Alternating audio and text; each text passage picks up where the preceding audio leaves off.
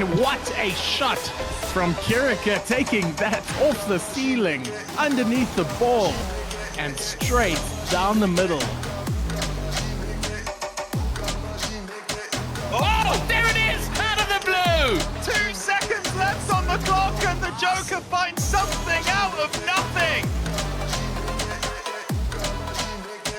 Now, that pass from Shadow was immaculate, playing it straight down center. He just had to get a touch, and it's all he needed. Sonic has a chance, it's an open net if he sees it. Looking for the shot downfield, goes into the corner, Kilogram! He gets the goal! They're just in front of the net. Nuke barely keeps it out there, dies on the goal line. The long shot, it finds it through. Entity gonna pick it up.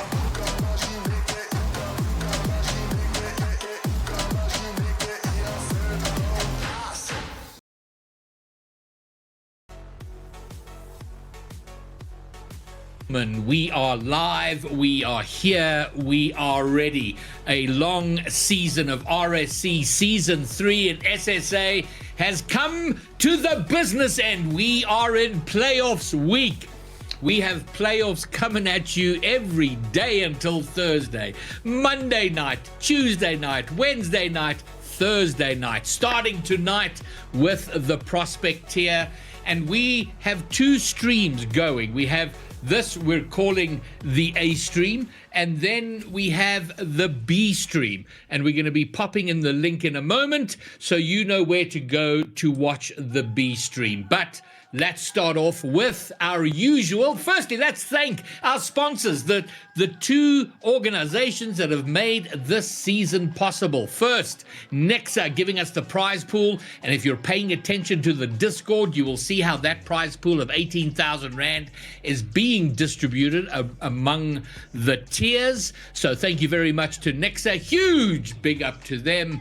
And then, of course, our broadcast sponsors, Genesis Extreme, bringing you this broadcast and every league play broadcast during the course of this season. So thank you very much to them. And then moving on from there, we have this week is your last chance to order merch.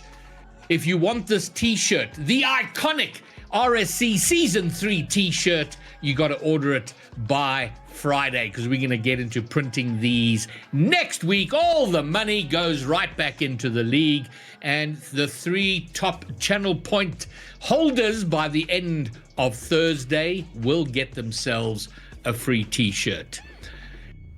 I have put in chat the link. That is for our B stream. A Rhino will be streaming, so go and follow that and have it on your other tab so you can keep track of both matches being played simultaneously. There is our calendar. You can see all the league play is grayed out. That means it is done. It is dusted. It's in the past. We are now at the 11th of November. Bottom left on the screen, Prospect playoffs. And that's what we're going to be doing tonight, starting with our Prospect team. And we are doing play-ins and playoffs, and I will explain to you in a moment how that all works. But there you see, top of the log, the Jokers, undefeated for the season. They have booked a spot in the semi-finals, along with XP Cubs. They're in the other semi-final, waiting for the winners of Omega Force and Accelerate, and the winners of Tswana and Cassia. Those 2 games are our playoff games. Position number 3 plays position number 6, and position 4 plays position 5. The winner of those 2 matches will move forward to meet either the Jokers or the Cubs. And there you see it on the screen. That's how it all works. Play-ins number 2, that we're going to have on our stream, Omega Force versus Accelerate. And over on Rhino's stream will be Tswana versus Cassia. The winner of Omega Force and Accelerate will go forward to play Jokers. And that will be on our stream. And the winner of Tswana, I beg your pardon, let me say that again. Tswana and Cassia play semi-final over on our stream. The winner of Omega Force and Accelerate will play the Cubs over on Rhino stream. And then we have the grand finals. And what that all means is that tonight we will crown our first Season 3 champions. The prospect champions of RSC and SSA will be known by the end of the night. So to bring us our first play-in series will be Skilton and the Bromeo. Bromeo, we have arrived at the end. And just like every other season, no matter how far in the future you plan it, no matter how crazy it is, we get to this point. We get to playoffs. And for my money, Bromeo, Prospect Tier is the entertainment hub of RSC. I love the prospects. I agree with you there completely. Speaking as a prospect myself, prospect tier is where it all begins, and that's where it starts. So it's fitting that we start tonight with the prospect tier. It has been a long 9-week journey here till now, but this is the finish line. We've only got 6 teams left. At the end of this round, there will only be 4. So I am excited to see this one on the go. Now, we have the Jokers. They are, well, the match that's coming up, the Jokers and the Cubs are waiting for the winners of the play-ins games. But over on the B stream, we have DSQ Cassia versus Unitok Tswana. And they played each other last week, and it was a dead heat. It was a draw. So Skilton, big things going on there. I think no clear favorite on the other side. I mean, finishing 4 and 5, it is close as you can be over on the B stream. I mean, DSQ Cassia have a lot to fulfill with their franchise, right? I mean, DSQ are at the top of the board in all of the divisions. If Cassia can push this could be the final nail in the coffin for them to really secure themselves for this week. But one thing to say as well is Omega Force and RE Accelerate, I mean, they're only different by 2 wins. That is it. It is dead even in this like 6-3 bracket list. I mean, for both games on the A stream and the B stream here today, I honestly don't know who's going to win. Omega Force and Accelerate, Omega Force do have the upper hand there, Bromeo, having won. They played each other all the way back in week 3, and it was a 3-1 in favor of Omega Force. But a lot of water has passed under the bridge. This is going to be a best of 5. Gentlemen, I'm going to hand it over to you. Bring us a banger. Oh, here we go. Greybeard, like he said, this has already been predetermined as an Omega Force, favorite, but do not write off Redirect Accelerate. They have had a resurgent late season. They have fought their way into the play-ins, and now it is their chance to shine. I can see that everybody is predicting in the chat, and currently it's 100% towards Omega Force. So Skilton, what do we think? To be honest, yeah, I mean, Omega Force are only winning by 2 games here, which, it at the end of the day does mean a lot. But when you want to be in the 3rd seed of this bracket, usually you're expecting more confidence when going against the 6th. But I mean, both teams have honestly shown to, have a lot of potential in this prospect bracket. That being said, RE Accelerate have been falling off quite a lot in the past couple of weeks, but it doesn't mean that they're going to have a huge resurgence in this playoff stage, because this is what matters now. It is do or die for these teams. Completely agree with you. And for the viewers at home, this is no longer a 4-game series. This is a best of 5. There can only be 1 winner. There are no draws. So like you said, Skilton, Redirect are going to have to pull up their socks here, and they've got to have a good showing against this Critical Force team of Coconut, Jakes the Snake, Bruv, and Swifty Rocks. Bruv and Swifty being the management pairing of Critical Force, and Coconut Coconut and Jakes the Snake, who also is a new signing, who has brought a lot of firepower to this roster. So they are a dangerous team, make no mistake. But I'm pretty confident of a decent showing by Redirect. This is Knockout Rocket League, and I can't predict an outcome. I know chat is busy saying that Critical Force has got this every day. They might be right, but I'm still hopeful of a game 5 here. I mean, you would hope so, being the 3rd seed, but again, what we're seeing between 3 and 7 on the bracket is that everyone has 4 draws. As we go into this best of 5, it's going to be completely different. And here we're seeing from the RE Accelerate team, we're seeing Ruyan, Weaver, Dark Adept, and Razor. I mean, they've all shown a really good performance throughout the season. But again, like, we're seeing 4 draws here. That does not mean anything in this best of 5 format. It doesn't indeed. I know that there's been some very big showings by Vion this season, so he will need to bring out all guns tonight against this very strong Critical Force team who did finish 3rd. This is a 3rd place versus 6th place playoff, so it is possibly the most unbalanced of the play-ins, but that doesn't mean we haven't seen plenty of upsets in RSC history so far. So as we're leading into it, the final chat standings of the prediction currently read Critical Force 98%, but now it is time to see if that prediction is correct. It is time for the Prospect play-ins, and man, am I excited. I couldn't agree more with you as the engines are starting to roar on the pitch today. 5 minutes on the clock. Who is going to be able to get the first game of the series? As it's starting to look quite nicely for the Omega Force. They have the touch onto the core of RE Accelerate. Bouncing off the side of the board. Bit of back and forth action here. But it's going quite close to the goal already. To be denied. Really nice play there from Jake. Passing it, dribbling it all the way to the other side once again. And the setup's there, but it's denied. Really good defense from RE Accelerate so far.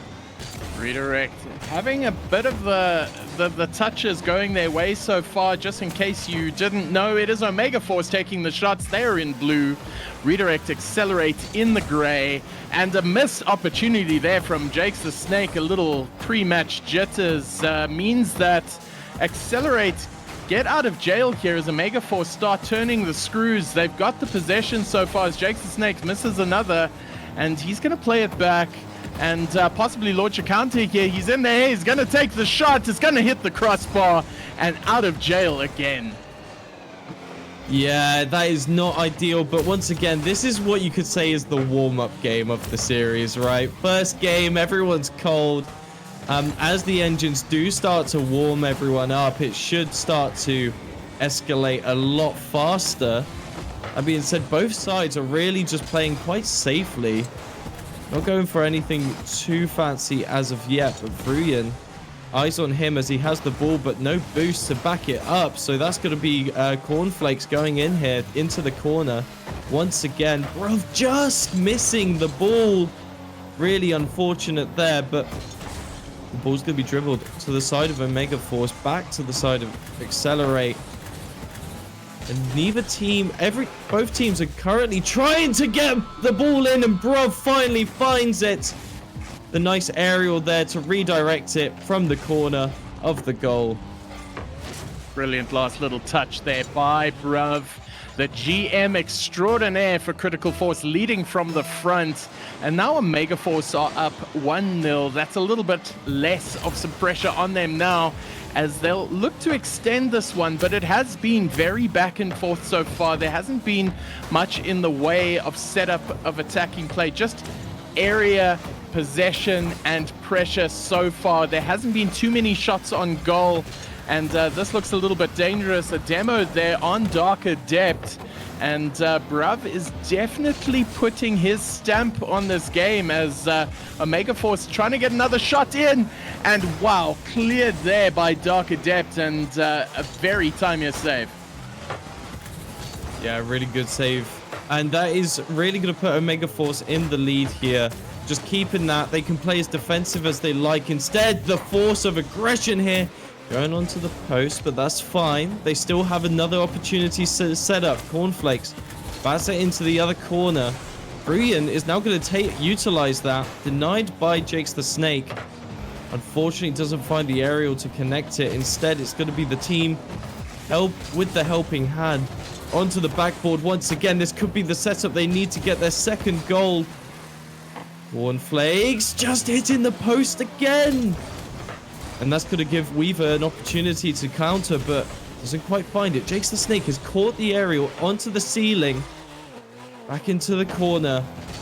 Cornflakes, he has the eye on the setup, but is denied by Dark Adept. The redirects. Bruyan doesn't get to follow. And Bruv has set up the ball only for Dark Adept once again to be the spanner in the works of Omega Force. Oh, but this has been very back and forth. A little shot there by Omega Force. He's going to try and make the shot. It hits the post. And that has been the best opportunity Omega Force has had in a while. And in a game where the score is so little, there's only one goal separating here as Omega Force tries again, but blocked fantastically by Vian van Rooyen. And Jakes the Snake now with a little bit of possession, tries to put the pass off. It's a little bit off. But it doesn't look like Redirect Accelerate has had a lot of attacking opportunity here as they've been under siege by Omega Force, the very confident Omega Force. And Vian making another stop there. If there's a shot on now, there might be a little bit of trouble.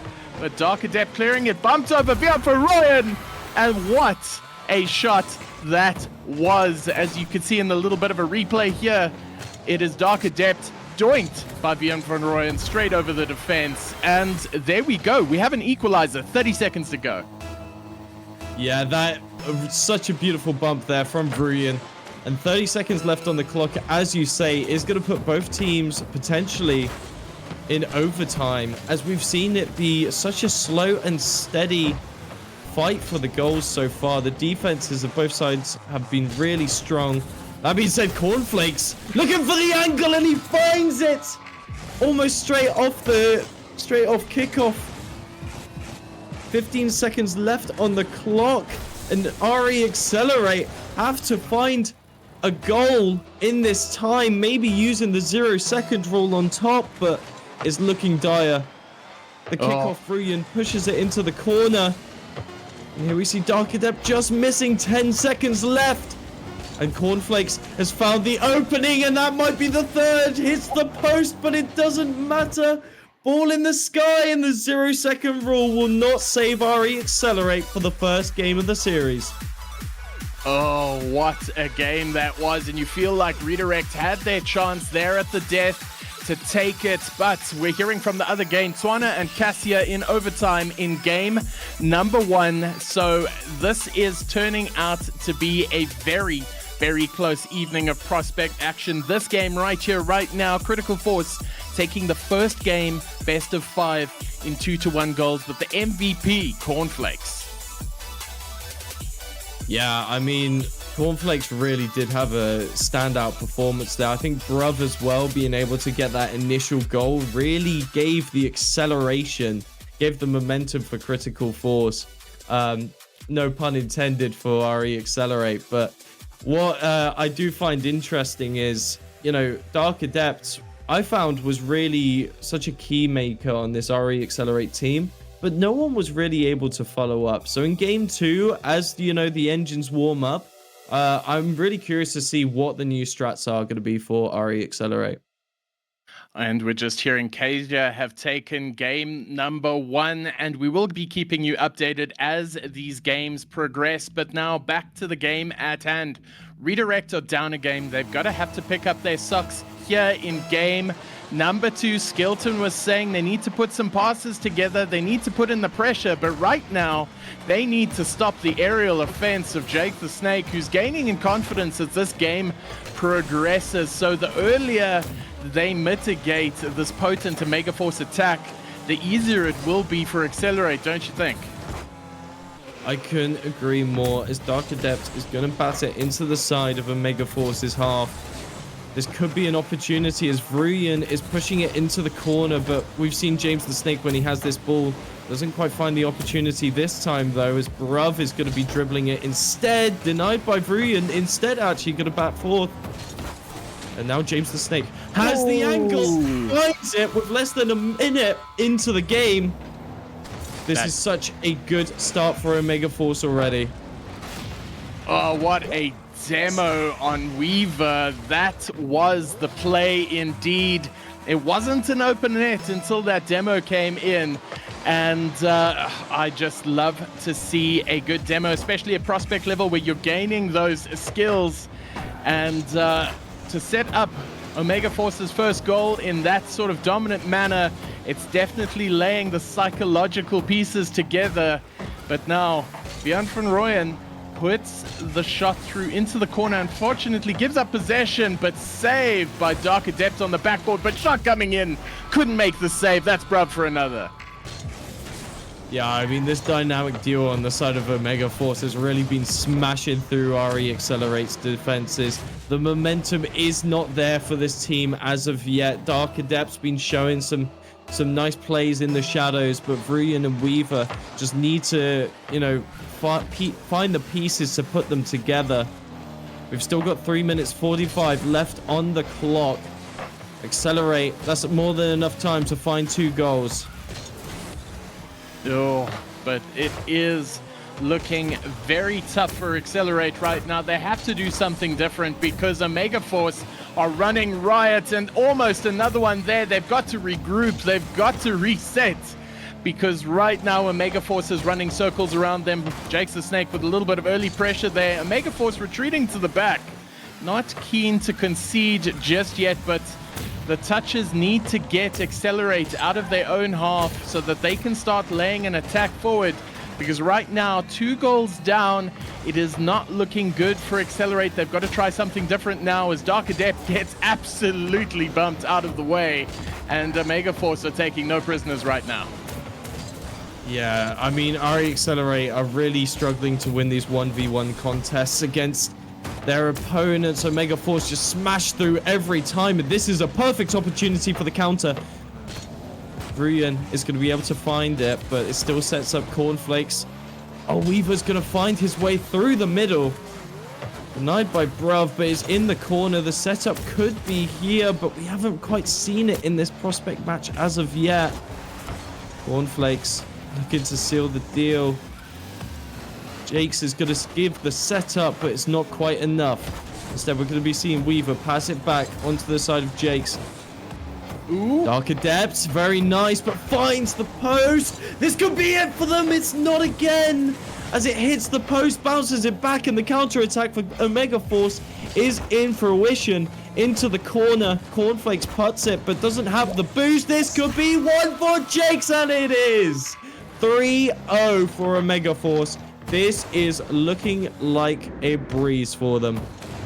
Well, Jake's the Snake getting the touch. It wasn't a hard shot, but it was a direct.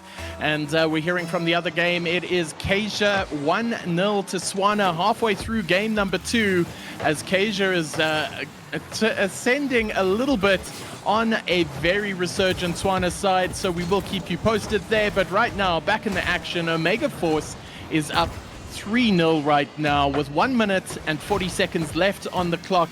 It is still possible for Accelerate to come forward now, but they're running out of time. Dark Adept not being able to get the touch there, but they are starting to gain a little bit of field possession here as they start turning the screws somewhat and trying to form somewhat of an attack as Dark Adept takes the shot across, but covered. Oh, that is going to be brutal to your mental. Dark Adept trying to be the one-man army of RE Accelerate, but there is no momentum against this team as they push for the post once again, but do not find the goal. It's not going to matter, though, when you're 3-0 up, 1 minute left on the clock, and Cornflakes, that is a tongue twister, I gotta say. Cornflakes looking to find another. Bruv's going to deny it.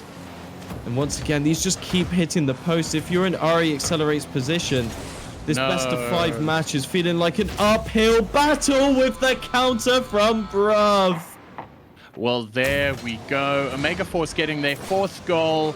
And Acacia have tied it up with Tswana. 1-1 currently, 2 minutes remaining in the other game on the B stream. If you want to follow it, it is RhinoCast11 on Twitch. But right now, 40 seconds left to go. Omega Force are looking like they are in the driving seat for this series so far. They are going to pick up this game number 2 unless something miraculous happens. But Accelerate have been looking like they've been throwing hammer and tongue. It just hasn't been able to convert on the scoreboard. But right now, Dark Adept passes it down. Can he get the shot in? And Vian van Rooyen gets a somewhat of a Cummins back for Accelerate. So what, they've got 5 seconds to get per goal to actually take the lead in this match? Doable, I mean, it's looking very unlikely. That being said, RE Accelerate, now they have the momentum. Are they able to get those turbos going? No, they're not, because Cornflakes snipes the goal again. Oh my word, the pain for Accelerate right now is a kickoff goal. Narrowly makes its way past Vian van Rooyen, who made a valiant attempt to stop that. But as it stands, 15 seconds left to go. Omega Force up 5-1. It is now 3-1 to Tswana in game number 2. So it looks like it is going to be a tied series on that side. While in this game right here, right now, we've got Omega Force looking to dominate. Oh, Cornflakes, what a shot. It looks like they're going for the Brazil here. They're going straight for the throats. The backboard shot there. Jakes the Snake couldn't get there, but Cornflakes can, making no mistake. And Omega Force is going to take this game number 2 and put themselves firmly in the driving spot of this best of 5. Yeah, that just felt like the round-ending kill cam there for Critical Force. I mean, Jake the Snake, the chat is absolutely loving him right now, and he has been thriving in this game too. 3 more games to go, potentially, if we want to make this a best of 5. RE Accelerate really need to get their engines running, because it has been looking like a really tough performance for them. Has been looking tough indeed. Jakes the Snake, of course, getting the MVP of the game, but make no mistake, there were 2 goals apiece for every single player on this Critical Force side. So I would attest that this is a very well-rounded attacking unit. They looked comfortable the entire time, but it is also a possibility of a reverse sweep. I am a romantic. Redirect have shown moments of brilliance throughout the season that I would not be surprised if they managed to pull this one back. But man, oh man, the work that they have to do in game number 3 is massive. I mean, it's not just game number 3, it's game number 4 and 5. They really have to turn the tables here, because it is just an uphill battle. This is match point for the Omega Force, and they have been smashing it so far this series, leading them on to challenge the Jokers, the kings of the prospect bracket. And right now, Brian taps it up, looking to follow up, but Bruv is here to one-man army this half. Jake the Snake slithering in, but doesn't quite find the ball. Instead, it's going to be Weaver. Now, Weaver hasn't really been having the biggest impact so far this series, but it's nice to see him get the touch. Doesn't quite find any impact with it as of yet. The demo from Dark Adept is really nice. They're going to give them a bit of tempo. Well, good little spawn there, but Jakes the Snake going to try and get a soft little pass off, pulls in the fake, and now taking the shot across, hits the crossbar. And I've been told Tswana have taken game number 2, so it is a tied series that side. As they head into game number 3, it is going to be incredibly tight. But right here, right now, Redirect, Accelerate have to make it count. They have to score a goal now. They need to get the ascendancy. But with Jake the Snake in the air right now, it's looking a little dangerous. He's going to go for the double. But Dark Adept on the backboard says no. Yeah, I mean, this, once again, is very methodical from both teams. It's really nice to see them, you know, just trying to size up, download every match, but RE Accelerate, they need a bit more than that. They need to start getting it in. The goal is not there once again. Dark Adept does have the angle here, actually, but once again, a beautiful save. And it's just rattling shots after shot onto this goal, but Omega Force are staying strong. The formation is not falling. Once again, Bruv is going to push it out. They needed a first man there to push it aggressively with there, but Vion van Rooyen's going to make the stop, but it puts them on the back foot here as Vion tries to take control, but Cornflakes in the corner does some acrobatics to intimidate his prey, but narrowly misses that and makes a bit of a meal of it as it's returned back into the Megaforce. Oh, Dark Adept taking the shot there. He needs to be more aggressive on that. He's primed for that first man position. And now, lobbed up in the air. First touch gets it, and luckily cleared by Cornflakes. Yeah, that clear is going to be vital if they do want to get a goal on the board, because the pressure from RE Accelerate has been starting to speed up. That being said, Jake the Snake, he's been absolutely amazing at setting up the team for success. And there it is from Jake the Snake. I think that was actually with a little bit of help from RE Accelerate as well. Let's have a look at the replay here. Dark Adept not being able to secure it. Rooyen wasn't there in time. It's going to be a readjust there from Jake the Snake. I think the chat is very happy to see that right now. Jake the Snake is winning hearts and minds now as Omega Force take another ascendancy in game number 3. This is match point for them, so if they score and do not get scored upon in this game, it is game over for Redirect Accelerate. So the pressure is now upon them to score a goal, and right now that is what they do with Weaver, who has supposedly been quiet, now making a very loud statement with a very quick challenge there, back of the nets. And that is exactly what we need to see from RE Accelerate. If they have finally put the jigsaw together, then this team has established their momentum. This is the best we've seen RE Accelerate versus Omega Force in this series so far. That being said, Bruv is looking to push up, and there's the setup, but it hits the top of the board. That's not good, but Jake's the Snake still is setting up control on the pitch. The rest of RE Accelerate is kind of discombobulated right now, but Dark Adept's going to be pushing it around the corner. Cornflakes setting it up on the backboard. Sky high is the ball. Jake the Snake has high hopes for this series. Needs to make that final goal to set them up against the Jokers once again. All going into the corner. Weaver missing again. That's going to be crucial because Cornflakes has the angle, but it's denied by Dark Adept. A lovely save.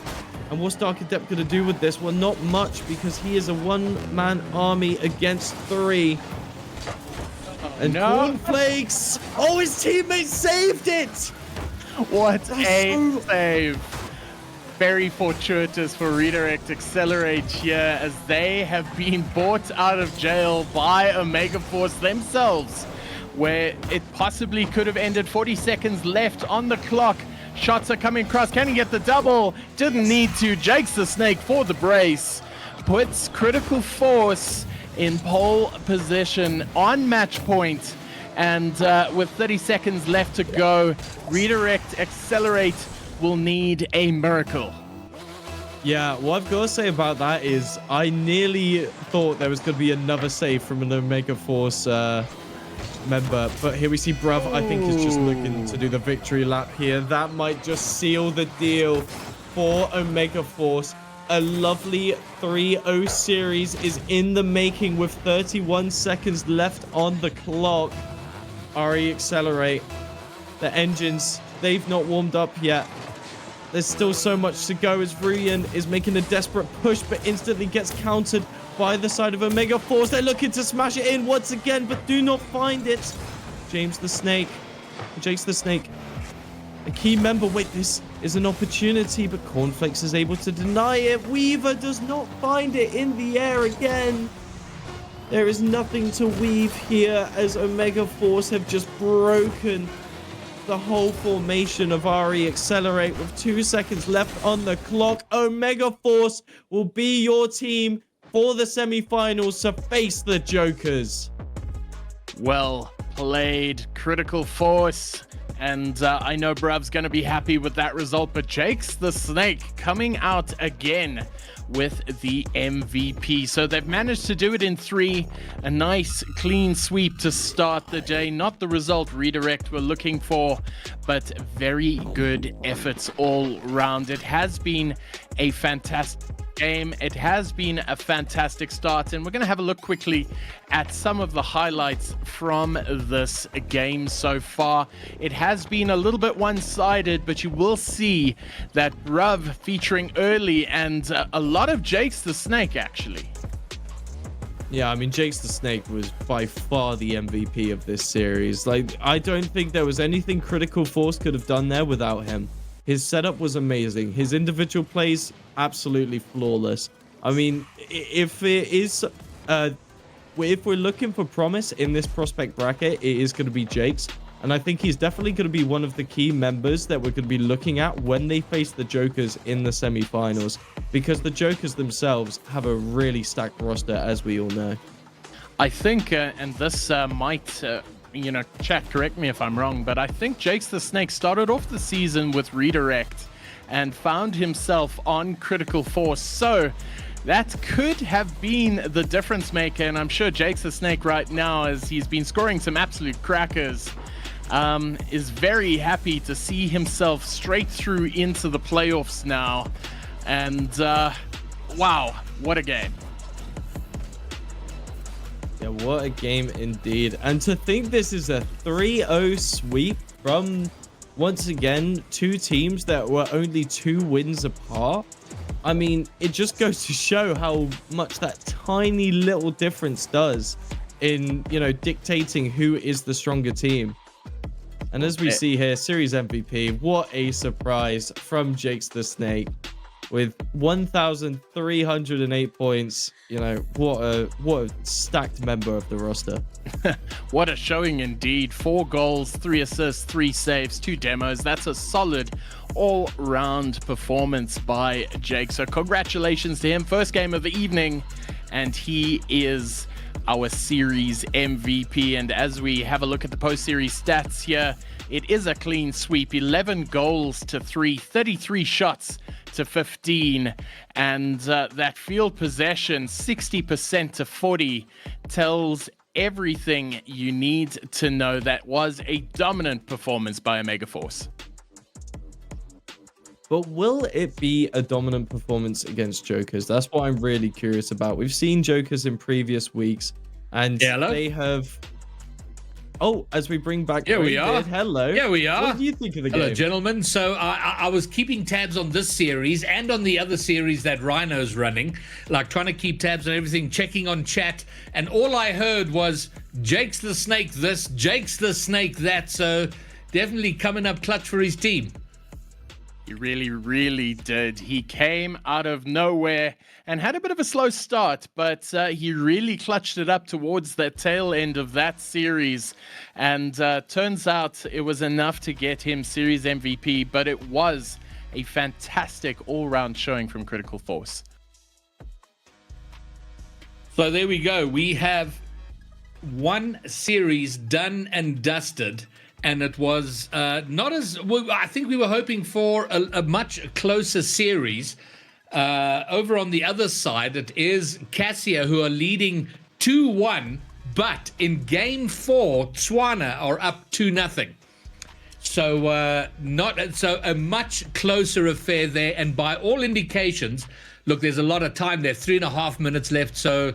Cassia may still pull it out of the fire there, but we may well be heading to a Game 5 there.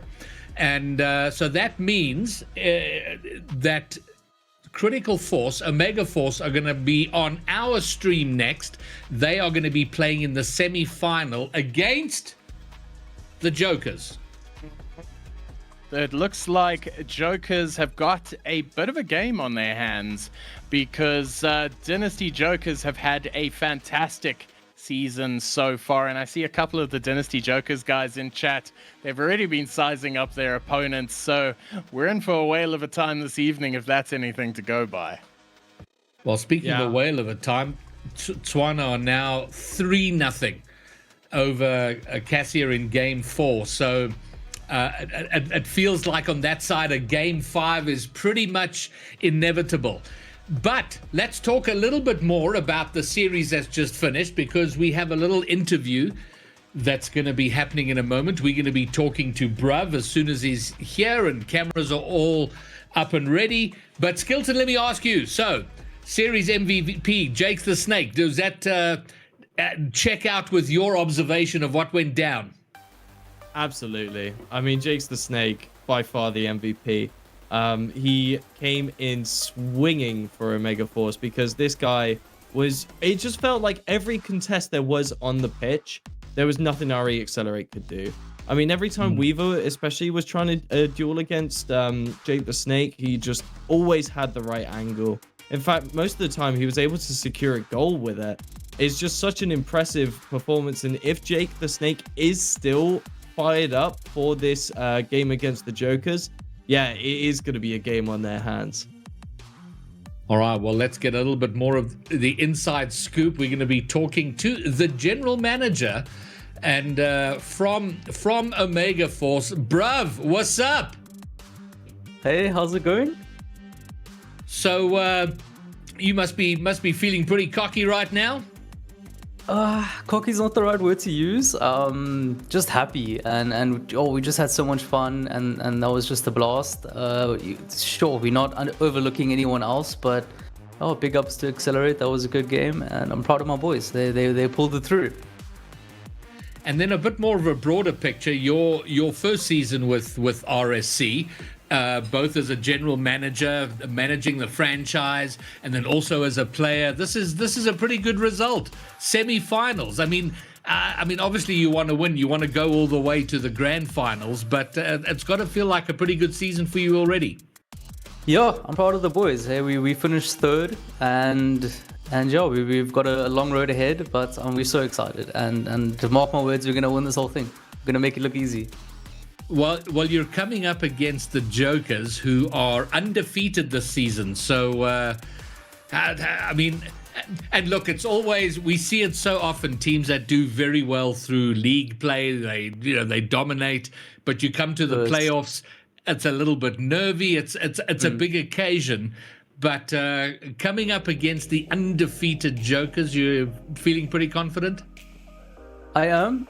Look, we know what to expect. We know what they have, and yeah, we've had a lot of work with some of the good master players. Shout out to Lackstar, shout out to Ford Hilux, Papito as a rival player. These are just a few names that I'm throwing out there. That's just curated us to be ready for this moment, and yeah, we know who to look out for, what to do, and we've got a game plan. So I'm excited. All right. And then a bit more, a broad question again is how have you felt? I mean, you've had a good result, but the whole experience of bringing a franchise into RSC, what has been? I mean, what's your big takeaway from having been involved in RSC this season? Biggest takeaway is my pure excitement for what's to come in SSA for Rocket League. That's one thing that I saw the most. Obviously, being a GM and having a franchise, you see it more firsthand than as a player. But yeah, that's really my biggest takeaway, is that the future looks so bright, and we've got a really good thing going here, and I'm very excited for that. And as a GM, it's been such a fun ride, meeting all the players, and they've been amazing. The scene is just short. What can you say? That's the biggest take. Well, while you've been chatting, there's absolute chaos in the other game. Cassia DSQ were up 2-1 going into game 4. The game has just ended 7-0 to Tswana. So, Alex. I mean, they've been a bit of a resurgent team, bruv, this season. Because they had a rough start, and it just looked like they weren't going to feature. But here they are, putting in the performances. Look, Alex is my teammate 2 seasons in a row. We made it to two finals in a row, and we lost both. So if the roads align and we're both in the final together, someone's second has to go, someone's gonna win it. So I'm hoping that we both can make it to the final, and yeah, that'll be crazy. Well, I'll tell you this now: it'll be a massive upset if you do, and I don't doubt you can do it. But I think you'll acknowledge that it's quite an uphill battle for you to overcome. Firstly, the undefeated, and then for Tswana to come from where they have come from and overtake the second place team. So that would be quite something. And if anyone's put any cash on that as a grand final, you're in for a good payout. 100%. To the chat, stay tuned. It's going to be fireworks, and I'm so excited. All right. Well, bruv, excellent performance. It's a performance that sends you into the semi-finals with a lot of confidence. That's a proper win, a sweep all the way. Congratulations to you, Jakes the Snake, and the rest of your team. And we will see you in the semis, and maybe we redo this interview at the end of the night. We'll see how it all plays out. Awesome. So excited. Let's go, boys. Come on. Let's go, Critical Force. Woo! Good man, bruv. Thank you very much. Thank you. All right. Well, there's a man who looks like he's having a whale of a time. And as well they should. What a way to get themselves into the semi-finals. Critical Force's first season as a franchise in the RSC, and they have represented themselves fantastically. And I think now I'm going to have while we wait for the other game to go, and it's been 30 seconds in game 5 on the other side. Unitok Tswana are 1-0 up after 30 seconds. So we may be in for a little bit of an upset. I think it's safe to say it would be an upset if DSQ lose to Tswana. And so far it looks like that's what's going to happen, but plenty time left. And let's say, how's it? Who we got in chat? I haven't spoken to anybody in chat tonight. Dandon Reaper, first time chatter. I'm not sure who he's supporting, but hello to you. I hope it's not the last time. Chatter, good to have you. A great place. How's it there, mate? Escapade is here. X85258. Okay, complicated names, but big supporter of Bruv by the clear of it. The Ginger Muzz is here. So Muzz, you're in chat, but you're not casting, which is like, why? You can message me and let me know about that. And then, of course, Pepito is here, big with Critical Force. And so there we go. So our play-ins, the first play-ins on this stream are now done. Critical Force go through. Over on the other side, it is still 1-0 to Tswana, now with 3 minutes to go. 2 minutes are done. And now we can start to look ahead at maybe the semi-final that's going to be coming up. A confident Critical Force, but an undefeated prospect team, the Jokers. And they have had not a perfect season because they have had a couple of draws, but they have not been beaten throughout league play. So they will far and away be the favorites for tonight. But this is playoffs, and as we've said all season long during league play, is that you can dominate and it will certainly not be the first time that a team who is undefeated coming into playoffs do not go forward beyond the semi-finals, or certainly don't go on to win the grand finals. It all comes down to who's feeling it on the night, who's on top of things. And of course I'm with Dynasty, so I'm certainly hoping that they are going to take it. I have full confidence they can take it. Ender was in chat a little earlier, basically saying this is all academic. We're just going through the motions to finally crown the Jokers as the season's champions, but they do have work ahead of them. And let's not forget our other semi-final. In fact, maybe, I don't know if production can chuck up the graphics so we can see what's on the cards tonight, where we are, and what's to come. And in the meantime, Tswana are now 2-0 up against DSQ with 1 minute and 40 left. And there we have it. The Cubs, another really, really good team.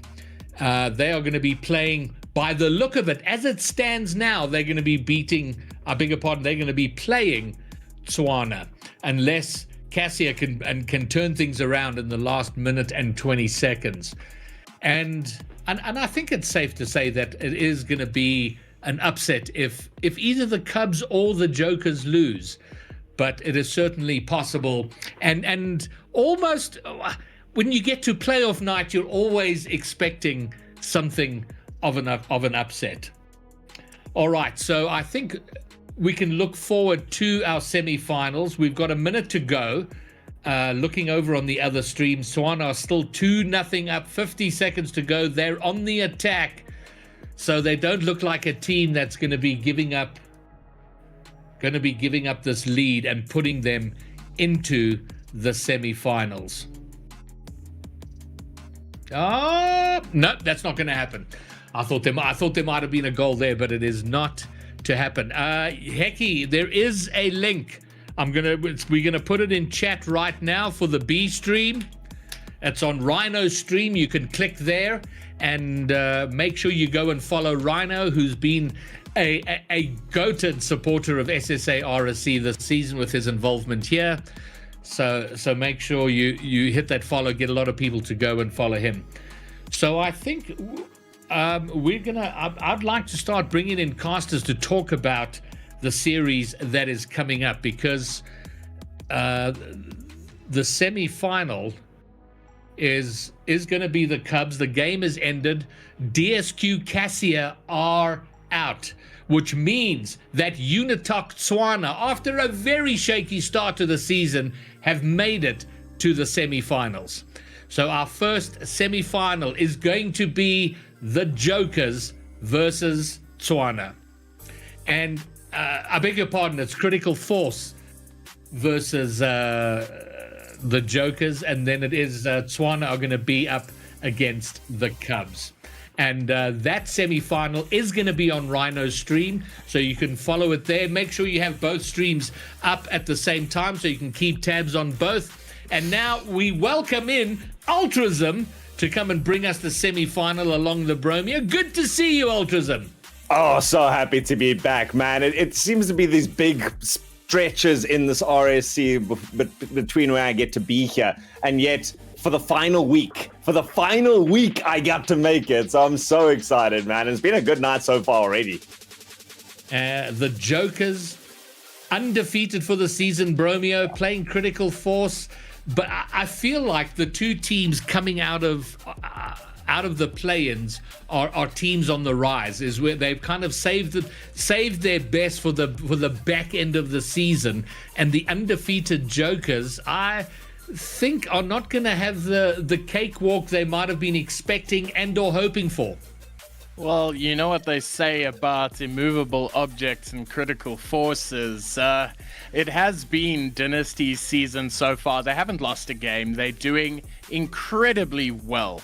But that must be said that so are Dynasty. So it is looking like one of those games where you don't know the outcome. There have been games throughout the season where the outcome was like, yeah, we know what's going to happen. We don't here tonight. Ultrazim, clearly Jokers are the favorites. They should be the favorites. Undefeated, they've steamrolled all before them. But Critical Force coming up, is it a foregone conclusion for you? I never like to put a team down like that and say there's no chance, but we look at that semifinals, that was a close semifinals, right? You're looking at the two teams kind of like going against Cassia, who's been fifth on the log up until now, who's had like a bit of a scattered history behind them, and you're really struggling to beat them. And now you're going against really the cream of the crop. I mean, Jokers have been fantastic. Since the first game that I saw these guys, I was like, they are doing everything right. There doesn't really seem to be a big weakness. They've got the synergy, they've got the mechanical skills.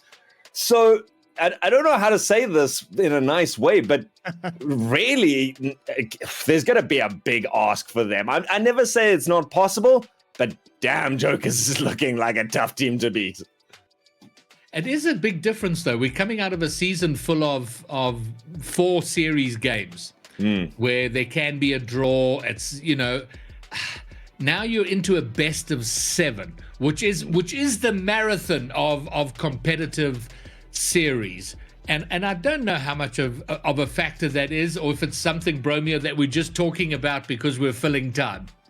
Well, the thing about this is that we can be filling time and speaking truths at the very same time. And I think that's, very important to note, is that Dynasty have every right to win this game because they haven't proved to anybody that they're capable of losing so far. But like I mentioned a little bit earlier, this is no longer a 4-game series. There has to be a winner. There is no draw.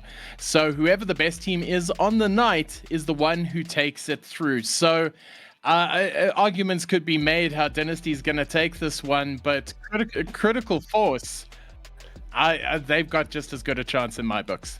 I can chime in there as well if you're interested.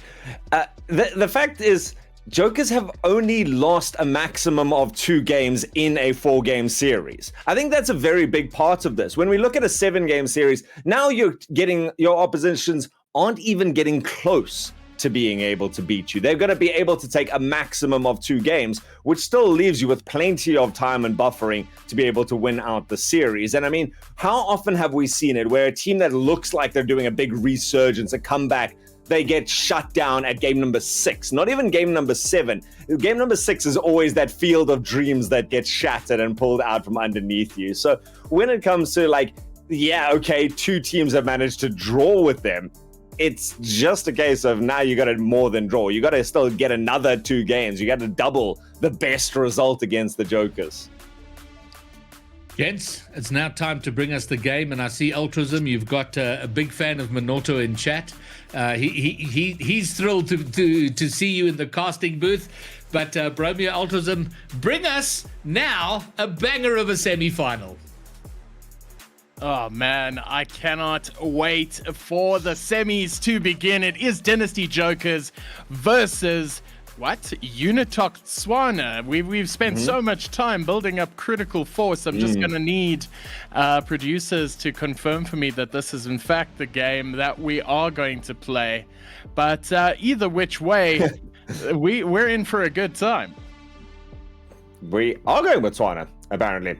There's been a little bit of complication with the play-ins and everything like that, but Bromeo, I don't know if that makes a big difference to the argument. I mean, Tswana has had a somewhat pretty much the same sort of season as Critical Force that we've seen throughout. I mean, Omega Force was sitting there at 3 wins, 4 losses, and 3 wins, 4 draws, and 2 losses, whereas Tswana is sitting at 3-3-3. So they've got 1 more loss against them, but those 3 wins are just like we managed to just get ahead, but it's still that academics of 4th versus 5th, 3rd versus 4th kind of thing. And Jokers is really the people to be watching right now. And I mean, when we look at Clerks, Dogman, and Frequency, they've just been fantastic. Every one of them has kind of fulfilled their role right now. And so I don't think who they match up against is going to make a big difference.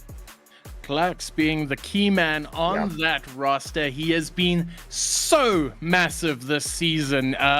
He's even had to have his ability reviewed because he has had such a breakout season. So definitely the prospect to watch for now, but certainly a rival or elite for future. So he very well could be the difference maker against this Unitox side. And in the lead up to this has all been about classic misdirection, making you think it was Critical Force they were facing. But no, Unitox Tswana, the game of the night for the semis to begin. And Unitox have had a resurgence. They started the season off very poorly. And with Alex DeFatak at the helm, he has taken this season by the scruff of the neck and forced them through into playoffs and now play-ins. And I like to see that. You know, that's to me the story of what RSC is. It doesn't matter your first couple of weeks. You're a random people thrown together, and you've got to learn how to develop as a squad. And whoever, I said it, I think I cast the first or second week of RSC this year, and I said, now is just the taste, but it's going to be who's there at week number 7, 8, 9, especially, who comes in and goes, we are now the squad. And we talk about, like, you were talking about Clerks there and his future prospects now, or future elite status perhaps. That's what I like to see at the end of a season. How have you developed with a good squad around you, and what does the future look like? Now is the time to prove that these guys have said, you know what, the scoreboard doesn't matter. We made it to the final week. Now is our time to show that anyone can make the Jokers bleed. And if it is anybody to make the Jokers bleed, Matthew, who goes by the in-game Future Life, no, Wheatbix, and Toksh, who's going by Future Life. They are the serial killers. They are the team on the rise. And if anybody can beat them tonight, it is a rampant Unitox Swana outfit. So I can hear the engines are getting ready for this game, and I could not be more excited. It is a David versus Goliath setup. It is Alex DeFatak's team to tackle the big boys who haven't lost yet. Will they lose? We don't know, but we're about to find out. You only have to lose once as we jump into this game, and the power of a balanced breakfast can do so much right now, and Alex has got all the carbohydrates he needs to stall them through this entire play. And what I really like to see going into this was the fact that Swana, they got hammered down and they were kind of constantly chasing that previous series that we saw in the B stream, and yet game number 4, they won 7-0. That is a distinctive statement of intent, and I would love to see them come in with that little bit of gumption going in there, but they're going to take an early hammering on the other side. Jokers are looking to show why they're sitting top of the table. Really nice little chip onto the backboard. Great car control comes through, and the tap down gives Jokers goal number 1. Well, they make it look so simple, don't they, Jokers? Only 20 seconds on the board and they've scored their first goal. They're going to want to make a statement early here. They are the defending champions, but it also must be said, this is their first game of the evening. Swana have had the benefit of having an extra series in them to get warm, and as it's there, Alex DeFatak narrowly not getting that shot in for a possible counter, but they definitely showing intent right now as Alex DeFatak is putting this in the corner and he wants to take on the entire team, it seems. But this is what I love to see. It is a very much David and Goliath. There's high frequency. He's going to take it up against the backboard. Can he get the double? No, he can't. And Swana get out of jail. Bit of a physicality coming out from Wheatbix, who lets the ball roll up onto his car and manages to come away with it, nearly finding Future Life in the center. Immediate turnover that gives Jokers another look at the net. Decent back pass, gets the bump afterwards, and Eclipse up for the task. Receives that pass on a plate there, and Jokers once more just finding the synergy and the creativity to be able to get that back of the net. Swana once more have to find an answer. Looks like they do. And just in case you don't know, Eclipse is Clerks, and obviously Wheatbix, Matthew, and Future Life is Toksh. And for the uninitiated, Jokers are in red, Swana is in blue, and currently Jokers 2-0 up, are very much in the power seat here, as Alex DeFatak seeking to get a clear, but ends up faking out, pass across. And Swana are finding themselves in a bit of a pickle here as the pass down comes across, but saved by Alex. Now's the opportunity. They've got a bit of a breakaway. Eclipse buying time, takes it up onto their own backboard, gets demolished for the troubles. It's going to come down, but Swana a little bit slow into the attack afterwards, and Dogman making some yards down the field as Swana once more shoved into their own corner. They've got still possession of it and looking for a soft little bounce. It's going to actually go in. Alex DeFatak manages to open up the goal. Well, he does. It is Alex the Fatak, the one who demoed off the backboard offensively. I haven't seen an offensive backboard demo in a very, very long time. And Alex the Fatak is one who does things for the first time, then every time. So now Tswana picked up a goal. They've narrowed the deficit to 1. They're in a very good position here as they're starting to lay on the pressure. And this is the pattern that Tswana has been setting up. They start applying the pressure. It's a slow burn. They catch you by surprise, like slowly heating water. But like, as we said, that a little bit of a pickle for Tswana, but currently they're looking good. They're not looking to concede at this current time. But as I say that, a shot coming across, and luckily they managed to get that one out.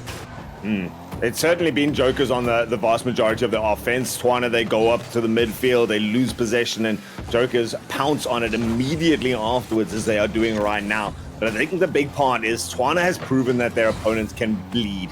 They've shown that they can get the goals up now. They've stabilized a little bit in defense, and now they just need to get some consistency going with these plays. They've given it away. Everyone's pushed up. It's a big chip down to the other side. No save forthcoming, and Eclipse going to pick up the hat trick and set the third one in the back of the net through a bit of a miscommunication in play. Well, that's all it took was a lob over the defense. They caught Unitox without a player at back post, which at prospect is sinful, but make no mistake, Tswana will try to avoid that going forward, as Jokers now are going to start applying even more pressure. They're not content with a 3-1 lead. They'll want to end this one early as the pass comes across, but very good communication there by Tswana to make sure that there were no double commits on the goal line, because truly that's the killer at this level. Yep. No one's diving recklessly into the corners when they don't need to. They're always trying to shut down the passes as they come across. This pass, though, enabled by Alex, manages to get a second touch and, in fact, hands it off to his teammate. Weepex looking for some progress down the field. Eclipse seems to be everywhere, omnipotent and omnipresent, it seems, as he manages to get that intersection. Now gets the pass towards the center. No one diving in from the Joker side, also showing a little bit of patience in their play and great rotations. Gives them another chance, cutting it off at the halfway line, just into the last minute now. And once more, Jokers have been really difficult to assail out of their own half. They really, really have. And as we're hearing right now, Omega are leading 2-0 against Cubs on the B stream. That is Rhino Casts 11 on Twitch if you want to follow it. But right now, about 30 seconds left in this goal. Jokers have got this one in the bag by the looks of it, but a lot can happen in those times as Future Life taking possession, passes it down to Alex the Fatak, but easily cleared there by Eclipse. And Jokers are going to take this first game by the looks of it, but it is looking very awkward for them at the moment. Nice to see them on the other side of the field, but a scattered, straggly defense to try and reinforce this back line. Manages to get it off the top. Jokers have been great at setting one person in that midfield, always looking for the inopportune clear, but at the end of the day, Tswana have managed to at least stem the bleeding. Jokers picking up the 3. 1 in answer does give us our final score for game number 1. So certainly the result that we were expecting, but despite chat and their spams in there, it is Unitox being boxed in. Well, it looks like that indeed. Dynasty Jokers taking game number 1, 3-1, with the man of the hour himself, Clerks Eclipse, in getting the game 1 MVP. And in the other game, it looks like Omega is taking it away. They are currently 5-0 up on XP Cubs, which is a very good result. Remember that XP qualified for the playoffs straight away. They finished second. So Critical Force definitely demonstrating that they have come to take some silverware tonight. But the game at hand, we have seen a very dominant Dynasty this whole season, but this is a very fired up Tswana side. Yeah.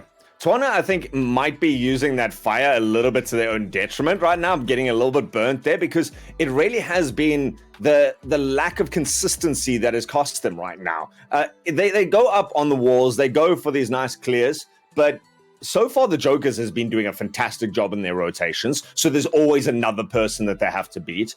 There's the ball kind of drops in the midfield, and we saw it especially in that second or the third goal, the final goal that Joker's managed to get in there. There seems to be this anxiety right now where Tswana wants to go forward. You can see it. They've been pushed back, and they sense this little bit of a break in the tempo, and then they go too much into it. And they need to be very careful. If you're going to throw everything at it, you need to have all the confidence in the world that it's going to work out, or you're going to be put under immediate pressure as the Jokers once more look to take an early lead. Somehow Tswana manages to stay alive from it, but finding themselves in a familiar position to start off game number 2.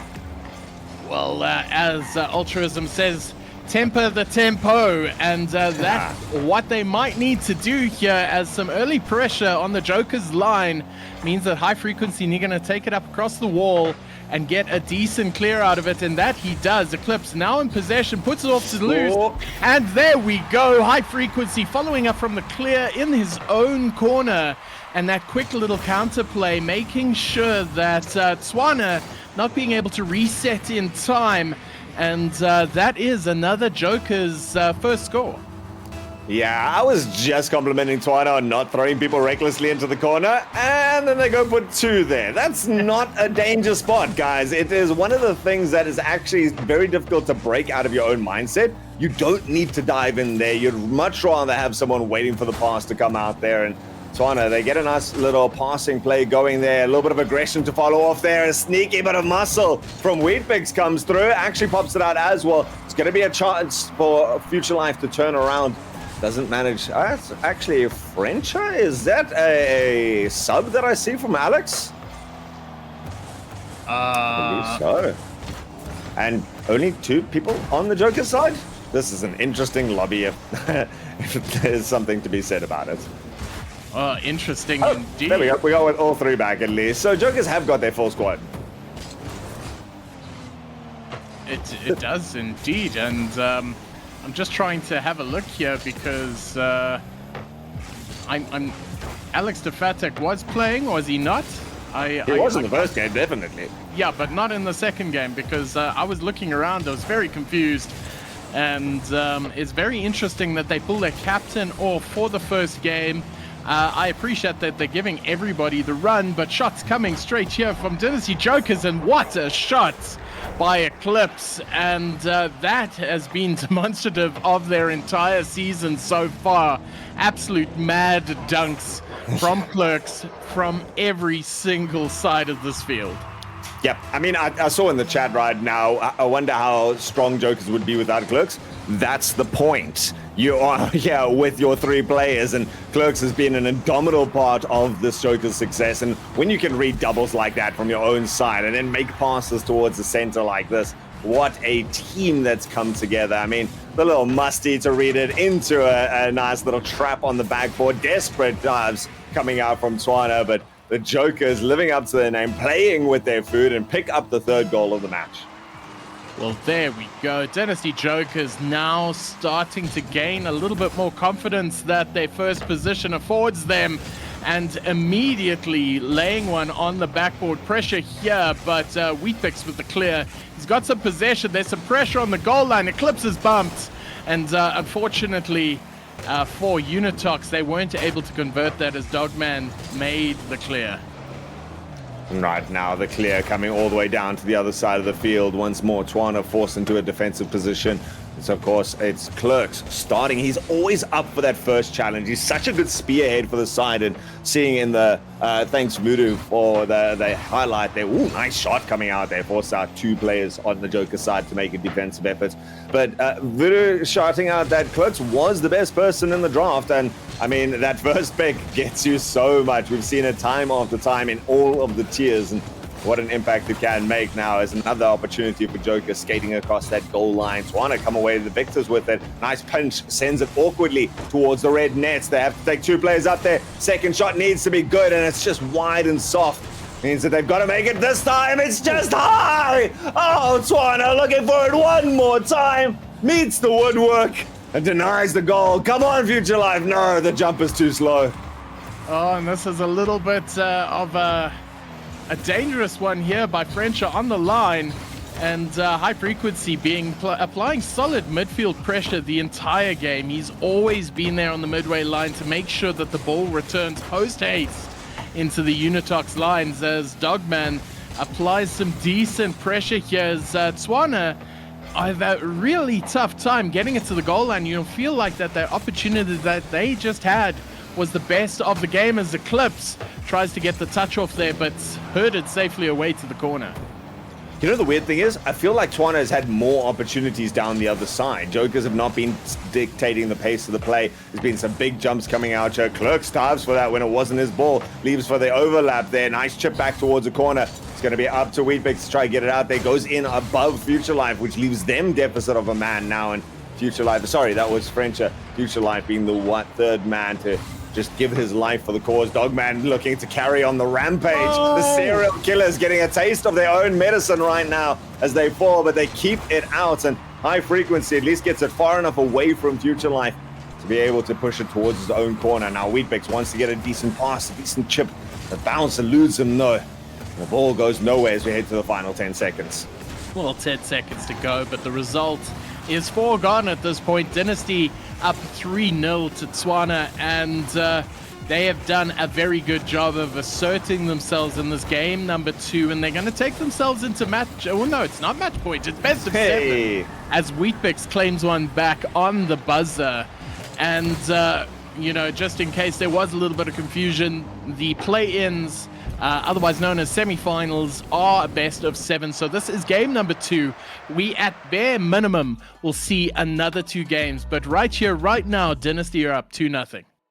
And right now, it is seeming like 2 games is all it's going to take if this sort of history continues to repeat itself. 3-1 the scoreline in both of our games so far. Once more, it's Clerks taking that MVP crown across the map. Weet-Bix trying valiantly on the other side, scoring that late goal and taking the majority of the shots there. But, I mean, shots deficit between the 2 teams. Only a single one to the benefit here of Dynasty.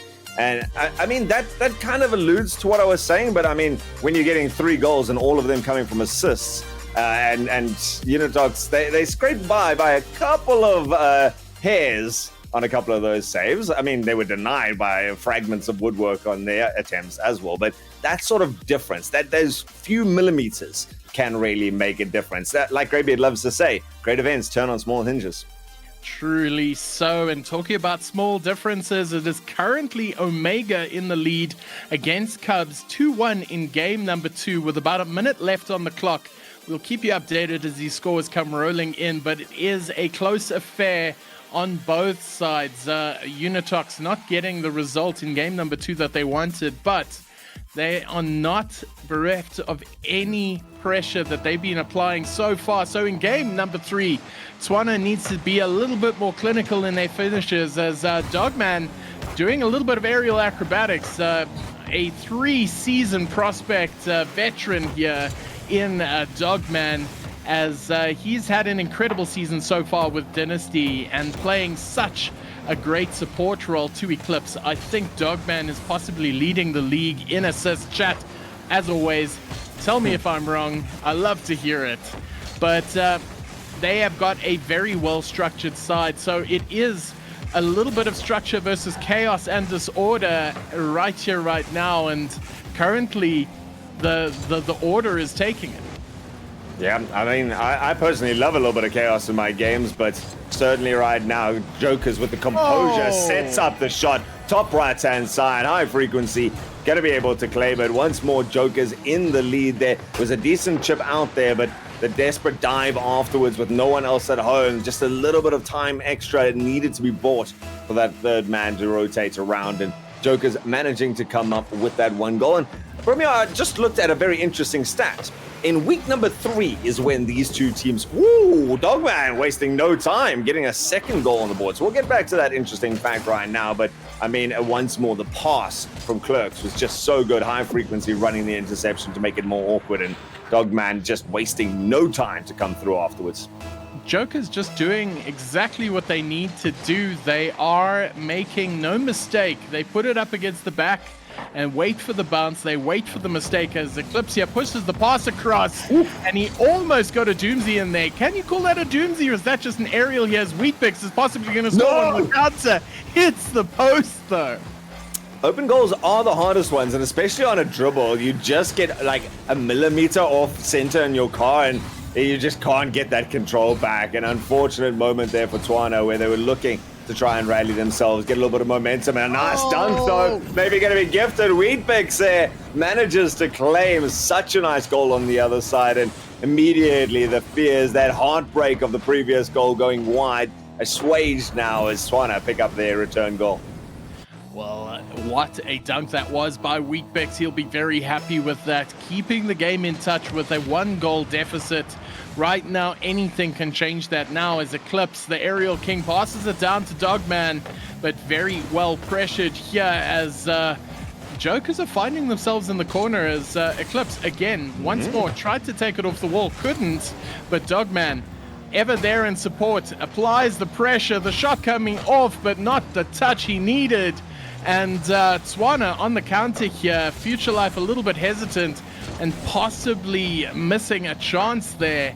But I'm loving what I'm seeing from this Unitox side. Very deep here from Future Life, faking the jump. Knew he was going to lose that one out to Eclipse, choosing to keep it on the ground. They're going to fight their battles here in the dirt, it seems. Now Future Life making that challenge early on high frequency, and these are such high intensity challenges at the moment. Yep, and a nice fake actually gives Alex, who's back on the field, that chip over the top there. So we see the captain returning to the fray. And certainly, like you say, Tswana seem to be mirroring their season strategy. Oh, actually, oh no, it's just wide once more. But the strategy of their season has been leave it late and certainly get better as time goes on. And they have been doing that. These open goal misses aside, they've been showing a huge amount more pressure, and it's been nice to see. They've gone a minute now without a goal to either side. But certainly Jokers short on terms of shots in this game. Oh, the triple commit. This is their intent that they're showing right now. Wheatbix claiming the corner boost and making sure that Eclipse doesn't start with a full tank of boost there. Alex now putting into the corner, going to try for another touch. And stalled by the Dogman in the corner as Wheatbix turns around to face. But right now, Eclipse going to start with a counter here. He's going to push the shot across, but Future Life is there to make the save. Now, we're not going to talk about that missed open net because those are the hardest shots to make as Future Life pins one back, allowing Jokers to reset a little bit. But almost Dogman is showing that he's not above applying some backboard pressure of his own. Certainly not, and right now Jokers are on a bit of a breakaway for high frequency, leading the charge, and a rare occurrence right now. Wheatbix wants to come off the wall but doesn't get it. Thankfully has Alex underneath them to be able to try and hand off towards it. Possession turned over as Jokers once more come forward and looking for this. And this actually is a good time as we head into the final minute, as actually Dogman takes out the last defender. Wheatbix on a good collection though. This is the interesting stat. In week number 3 was when these two played in normal relegation, and at that stage the scoreline 3-1 to the Jokers. So that seems to be the theme of the night, and that tells me two things. Right now Jokers the consistently better team, but Tswana can take games off of them. One of the only 8 points that the Jokers gave up throughout the season. Oh, there we go. What was that, a musty? That Eclipse just pulled off in Prospect? Absolutely wild as Jokers are looking to set up some structure here. They're not too aggressive on attack. They'd rather launch from nothing, it seems, as Eclipse just puts back in another one. They weren't overly aggressive, except in this double commit here, which worked out just fine for them as Future Life was bewildered there by the ping against the backboard. But I was just going to say, Dynasty have been playing such structured offense here that they make sure that their back is covered first. And I think that's why they've conceded so little. Not because Eclipse is scoring all these goals, because yes, he is, but because they are very difficult to score against. And we've seen this, a rampant Tswana side who scored a lot of goals of late, struggling a little bit against this Dynasty side who are just looking so cool under pressure. Yeah, I mean, their rotations are slow and methodical, and not slow in terms of they take a long time to get back, but they get back early and then have all the time in the world to make the clever play. Weet-Bix there coming and challenging this time Eclipse only by 9 points, but once more, it is Eclipse getting that MVP, but it really is just the patience, the discipline, the dedicated plays that is coming out from the Jokers that have managed to score them once more the 3-1 deficit in the game. And right now, I would like to see that echoed into the series scoreline as Unitox. I feel like they deserve a game, especially after they were actually very close to 2 full goals there in this one. So I want to see our semifinals at least get 1 down towards Swana. Well, it looks like that indeed, but with Eclipse playing the way he has, another game MVP under his belt, they've taken this one 3-1. And speaking of scores, Omega are currently 4-2 up against Cubs. They're currently leading series 2-0, and there's 2 minutes left in game number 3. So Omega is doing pretty much the same job that Dynasty is doing right here, right now. And this is a best of 7. There are 2 more games to come. But, no, 1 more game after this, because this is Dynasty's 3rd win on the trot, it seems.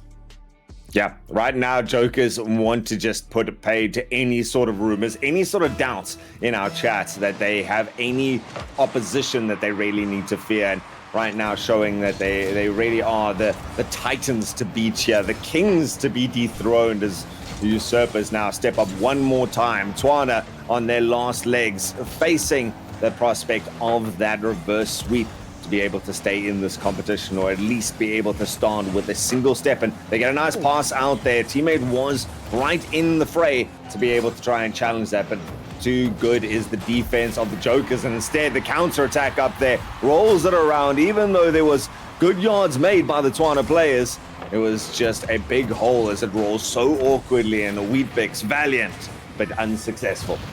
Man, that corner is absolutely ruthless sometimes. That bounce was awful for Unitox.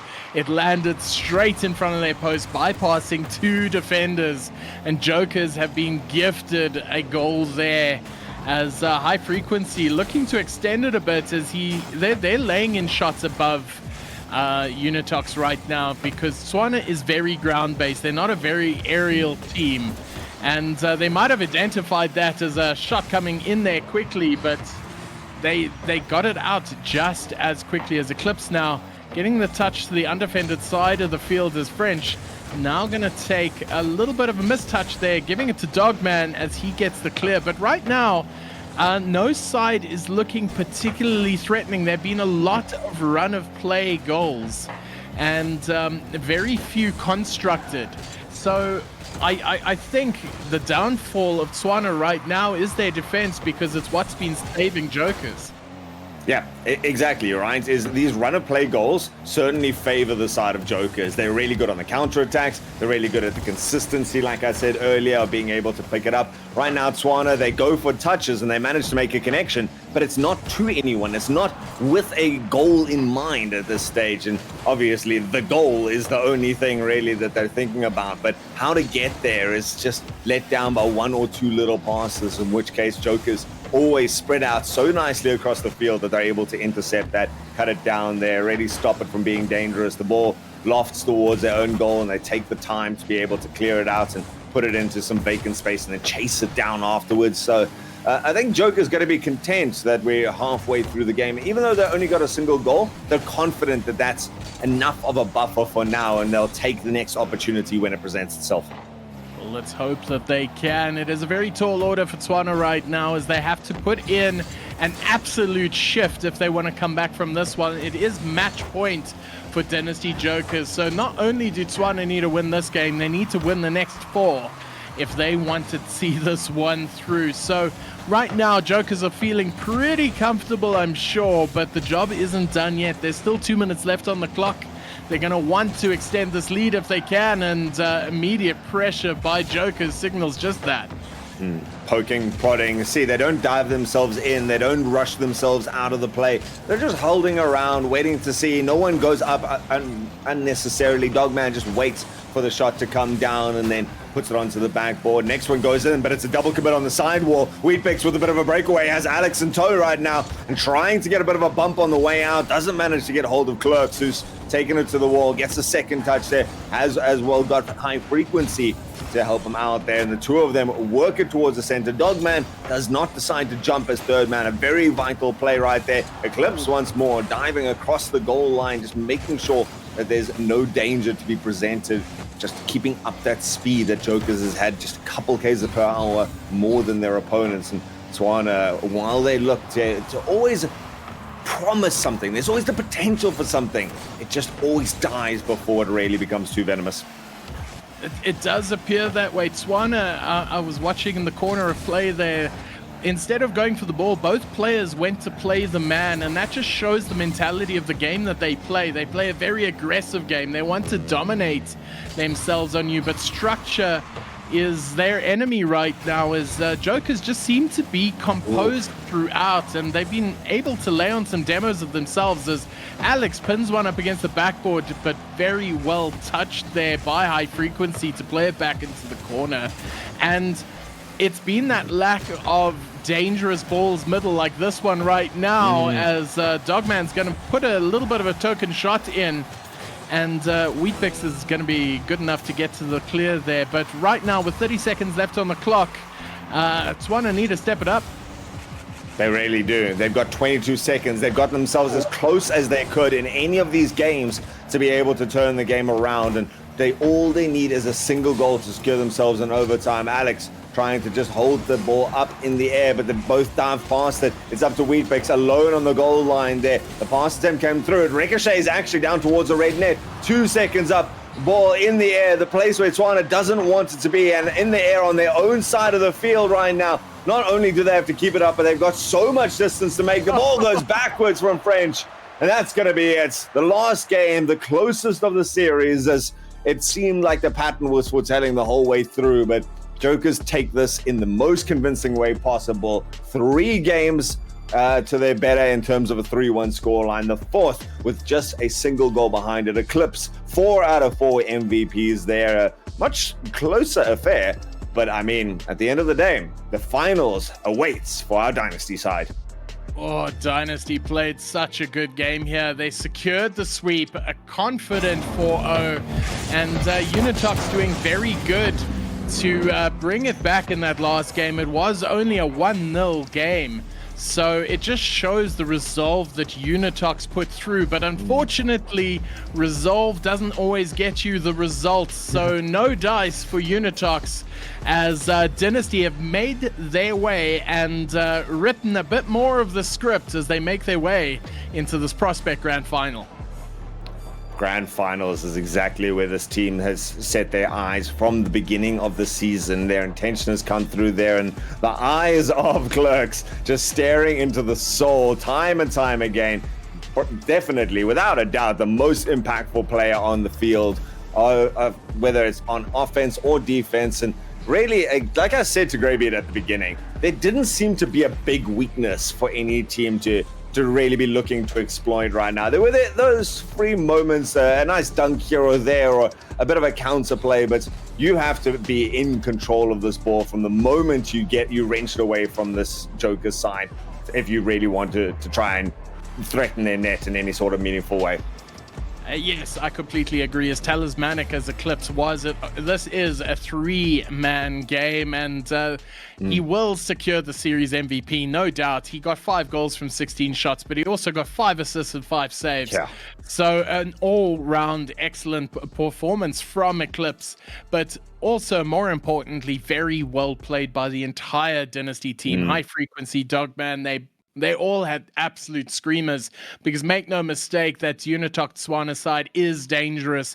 They hadn't dropped a game in a very long time heading into this final. They earned their way into this playoff. So having a look at these results, it is a sweep for Dynasty. 10 goals to 3, 30 shots to 17, and a very, very impressive field domination stat of 61% to 39. So it seems like the portents were told for this Dynasty side as they make their way into this final. Yeah, and the boost consumption is often an overlooked stat, but when it's that much of a deficit right there, it just shows that Dynasty was way faster. You mentioned that Unitox wasn't getting up into the air the same way. It shows with that. When you're draining that much of a boost tank constantly, you really are making big strides around the field, and it means a lot towards this Joker side that they're forcing their opponents to step up to their game. And I mean, Greybeard, you asked me at the beginning of the match if I thought that Unitox had a shot, and I was hesitant to say yes. I would have liked to have seen them take a game, but not an unexpected result. Well, firstly, I'm going to say, I actually asked you if Critical Force would take a game, and I completely sold you guys and chat, everybody down the river. And then there was a technical issue, and I couldn't hear production, so they were trying to say, you're wrong.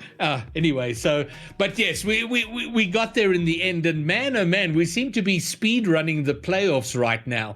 Between the play-ins and the playoffs, up to this point, we had a potential of 22 games to be played. We've only seen 16 of them. And currently, we've just had an amazing sweep from the Jokers. And on the other side, Omega Force are 3-0 up and 4-1 up in game 4 with just under halfway to go. So we are quite likely to see our first big upset with Omega Force taking down second place Cubs. So that's pretty exciting over there. But man, what a performance, Bromeo. The Jokers remain undefeated for the season and only one more game to play. It's an unbelievable stat, and we've seen a couple of undefeated teams this season, and Dynasty is looking like they want to maintain that all the way through. They want to have that perfect season, so make no mistake, this was an incredibly dominant display by the Dynasty side. And it's look, they are going to be coming up what looks like, and with a minute and a half to go, it's 4-1 to Omega Force. So probably Omega Force, they are looking like a terrifying team. So if there is any team who will finally match the Jokers, it's probably going to be Critical Force. But let's get the view of the Dogman out of the Jokers, the undefeated of the undefeated Jokers. We've got him in for an interview, so let's have a quick chat with him and see what he has to say about it. So, Dogman, we had you here at the very beginning of the season in pre-season, and now we got you here again through the semi-finals into the grand finals. You got to be feeling pretty chuffed with that. Yeah, I'm pretty happy, Greybeard. I told you guys in pre-season we're gonna be here. And now we're here, and now we need to finish it. Was there any point? Look, it looks like you're going to be meeting Omega Force. They're currently 6-1 against the Cubs with a minute to go. So in all likelihood, you're meeting up with the Cubs. They seem, I beg your pardon, with Omega Force. They seem to be on fire today. Any concerns with coming up against them? They're gonna be a tough team, but if we rotate correctly and we just we just need to control their pace, then we're chilling. Then, so for you, what has been the key to the success of the Jokers? I mean, you've been undefeated. You've had an incredible run. What has made for this success? Keeping the vibes up, trying to not fight. That's not always as easy, but and a lot of coaching with Zaw has helped us a lot. And overall, how are you feeling about your? This is the first season you've been in RSC. Sorry, how long have you been playing Rocket League? Yeah, just over a year now. So you've been playing for a year. You're now involved in the biggest community scene in Rocket League on the continent. How have you enjoyed being a part of RSC? It's been fun. I've not really had any issues. Last season was fun. This season is even more fun than last season, and it's just nice meeting new people. Yeah. All right. Well, it is now confirmed you will be meeting Critical Force's Omega Force in the grand final. So as they say in the classics, Dogman, one more game. Have you got it in you to take it down and finish the season undefeated? Yeah, I'm sure if we start slow, we'll get them. All right. Just Well, keep the momentum controlled. well, congratulations. A fantastic performance, sweeping your way into the grand finals. I'll let you go and get back to your team and prepare for the big grand finale coming up in just a few minutes. But congratulations. Whatever happens, congratulations on an outstanding season. Well, thank you, good. Cheers, man. Cheers. And it really does feel like a bit of a speed run. I'm trying to say it's 8:30. I think we were looking at finishing at like 10 o'clock, there or thereabouts, but we have just like that come to the grand final, which is quite remarkable. Two semi-finals weren't close. If you look at the score lines individually, there were moments in both of these series, but overall we had a sweep in semi-final number 1, a sweep in semi-final number 2 to bring us to the grand final. And it is going to be the Dynasty Jokers up against Critical Force Omega Force. This will be, of course, a best of 7, one more series for the RSC Season 3 prospect tier. It all comes down to this. Gentlemen, Skilton. Oh no, it's not Skilton. It's Bromeo. Bromeo's back. Bromeo and Ultrazim are back. It all comes down to this. This has been 9 weeks of league play. We had the draft lottery. We had draft day. We had preseason. 9 weeks of league play, and this is it. 2 teams remain. We are going to have a prospect Season 3 champion in about 30 or 40 minutes, Ultrazim. I love it. And what's cool to me, see here, Dogman, he's been playing a year. Oh my goodness, man, that's incredible to me. That's what you want to see from the prospect. This is the proving ground. This is where guys get their first taste of real competitive environment. They grow so much over that time, and you can see that there really is that sort of development week by week. You know, you get to see these guys coming in first week, and I mean, I love the confidence that he came out with as well, going, yeah, we got this. Not just now. He's obviously still confident now for good reason, but he was confident in week number 1. I mean, what an incredible showing, and for good reason.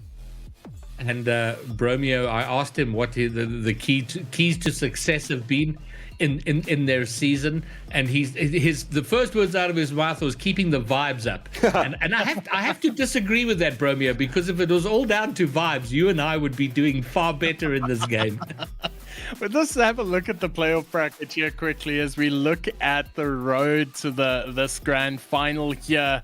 And in the first play-in number 1, Tswana took on Kasia, and it seems like the score bracket might not be correct, because Tswana definitely came through to face off against Dynasty Jokers, so that might be another way around. But interestingly so, it was the only finals game that we've seen tonight that wasn't a sweep. Omega Force taking down Accelerate 3-0, and Cubs versus Tswana taking Omega Force claiming the sweep there, and Dynasty Jokers equally over Tswana. So this grand final is definitely going to be something, and it's definitely not going to be a sweep. There is, I see in chat, Slowpoke saying that he said we get too stressed on stream, and that is a factor. Ultrazim, I mean, we've cast all levels of Rocket League for many years, and that is a factor. You know, it's one thing to arrange a league game during the week at a time that's convenient for both teams, and you're kind of chilling and thrilling. But now is the big occasion, and until you've been in it, and both of these teams have now played on stream, but it's the big occasion, but also you're being watched by your peers, you know, the people who matter to you, you know, your mates. More than anything, you don't want to look like an idiot for them, and that's a huge factor in this. Yeah, 100%. I mean, how long have these guys been advertising, telling their friends at school, putting it on their WhatsApp or Instagram status or something like that? Guys, I am here, I'm playing in the biggest, and now you're going, okay. So if Dogman's right and it's all about the vibes, that might be something that's off kilter a little bit here tonight. But I mean, this is where you've got to learn it, right? I mean, a lot of these teams have had the opportunity throughout the weeks to be on stream. So hopefully they've at least had a taste to get used to a little bit of the vibes. But like you say, grand finals, that is a different ball game. This is where the real big match temperament comes in, and you'll see it. The little cracks will come in. The individual mechanics will start to like fracture just a little bit. The rotations might be half a turn off there. So yeah, we have potential for anything to happen right now. And what a match we have ahead, Bromeo, from a point of view of we have an undefeated team in Jokers, but then you have Critical Force, who have not lost a game tonight. They have played 7 on the trot. They must have been feeling incredibly confident coming out of play-ins. But man, a 4-0 sweep against the number 2 team, they probably have dangerously high levels of confidence. Well, that is definitely a statement of intent from Omega Force. And we're going to have a look at it now going forward. But I think that is what it's all about, is that Dynasty have not lost a game this season, and Omega Force have not lost a game tonight. So it is going to be an absolute clanger of a grand final here for this prospect here.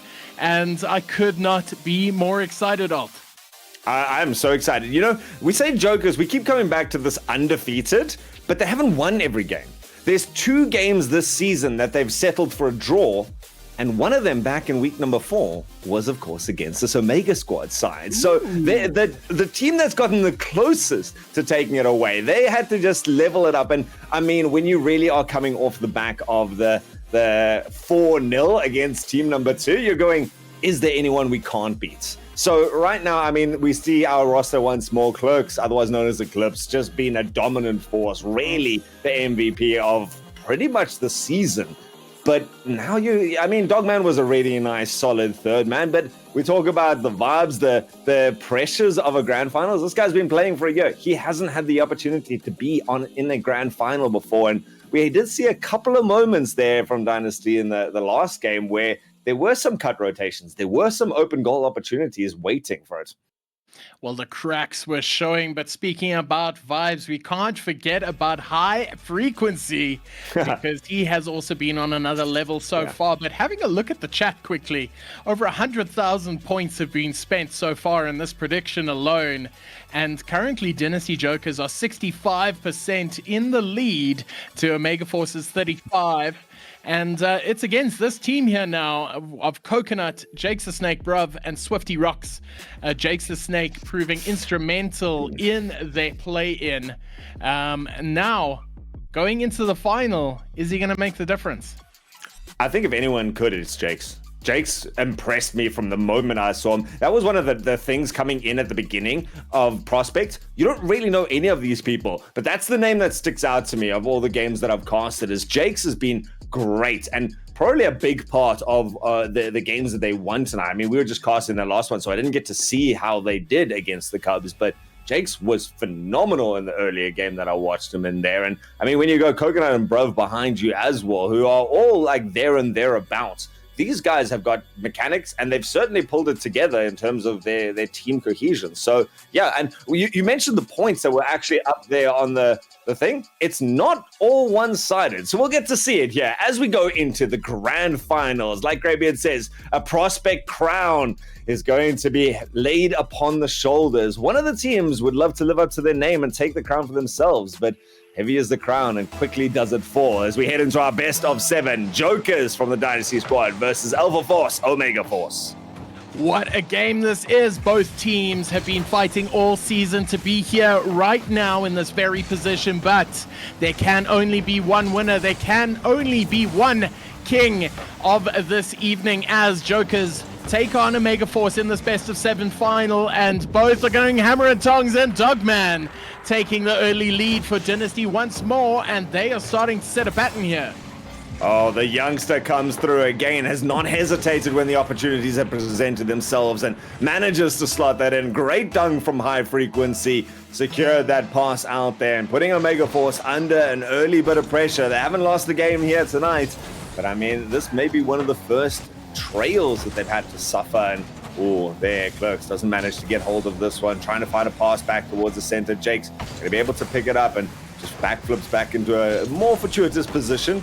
Tries to send it a long way down the field. Has at least created some space. Cornflake's going to be able to try and get it past Eclipse on the other side, and Dogman up onto the wall. Bit of a ping pong match devolving in the center of the field right now as Omega Force look to take a step forward. Both wanting to gain a little bit of ascendancy, both wanting to get a little bit of comeuppance.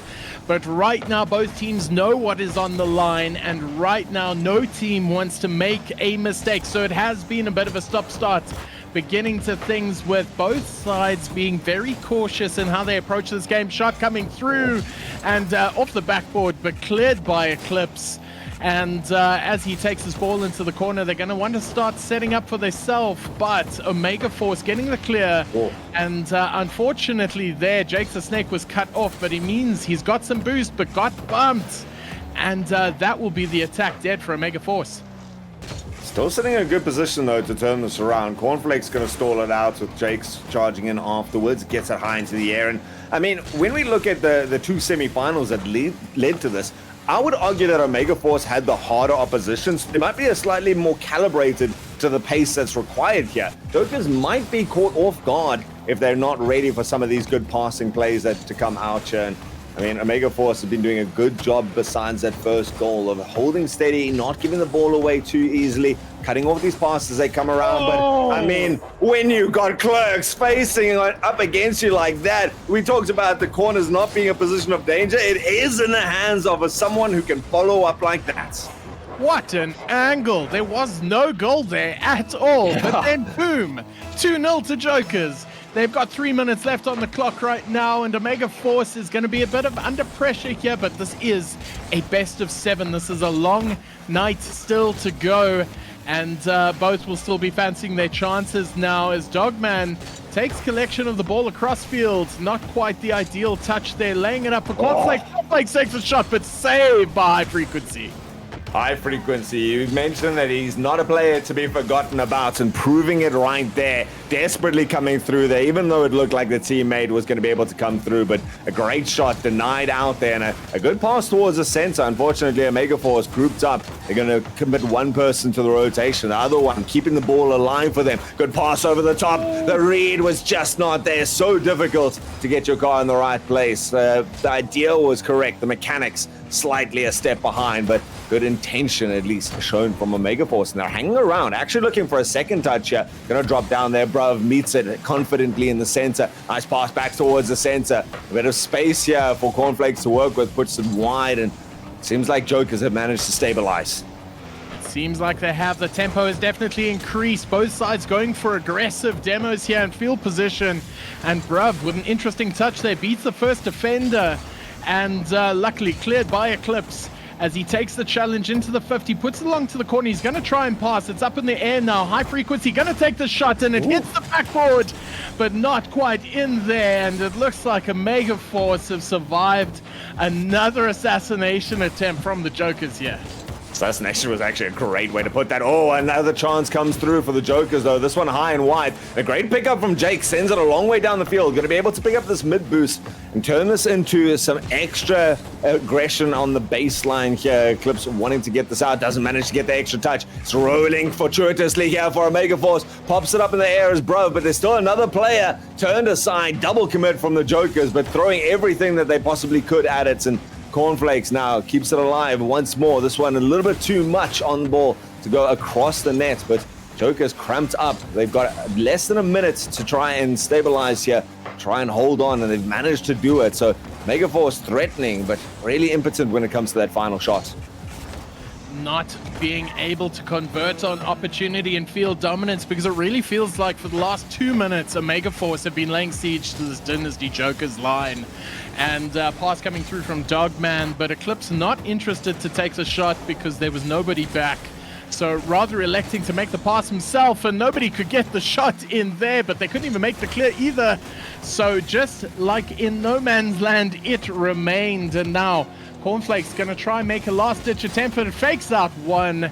But that will be the game as Dynasty Jokers continue their imperious run of form and taking this first game in the grand final. On the other side, Omega Force suffering their first loss for the night. Can't feel good. Something to put their confidence in check. And hubris, they say, comes before the fall. So Eclipse once more claiming the MVP, but certainly not by the most comfortable margins. And I mean, a good number of shots down the other side. Jake's picking up as many as the oppositions, all on their own. So certainly we did mention was the player to watch, but the entirety here of our Omega Force showing their prevalence across the field. Well, I'd be one to put another chat vote in who is most likely to get a game MVP if it's not Eclipse, because right now it looks like he is unstoppable. He is all over the place, and right now Critical Force's one job is to nullify that Eclipse attack. And Dynasty have been doing so well of asserting themselves, but Critical Force, for the last half of the first game, game number 1, they had the possession, they had all the tools, they just needed to sink a shot. And if any advice for game number 2 is just take more shots on goal, because they had it, they were close.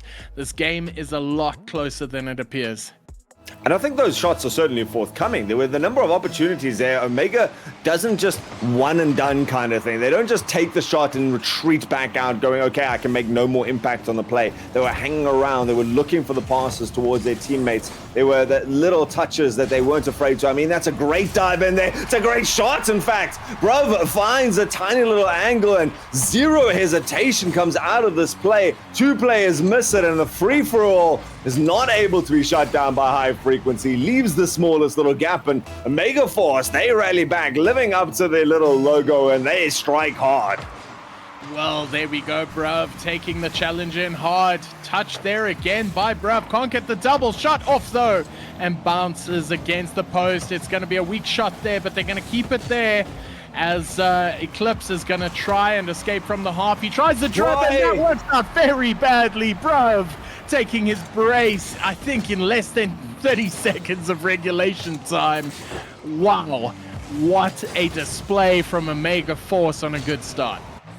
You called for someone to challenge Eclipse there, and Bruv stepped up to the task with no hesitation once more. Comes in there. It's a low-risk, high-reward play, and he makes it count. This one again, a loose ball. Omega Force going to be jumping. Jake takes a shot. Only just fended off there by the Jokers. Suddenly heavy as the crown, it seems, as Jokers have it twisted slightly askew. Now looking to come back, level this up a little bit more. A bit of patience shown by the Dogman, chipping it up onto the backboard. Great play from Cornflakes to come off the wall there. And a puff of smoke separates off the final defender. It's going to be once more up to Cornflakes, but he's done well with this. In fact, he's kept going. He's got the dunk there. Jump into the air. The shot is there. Bruv for the hat-trick.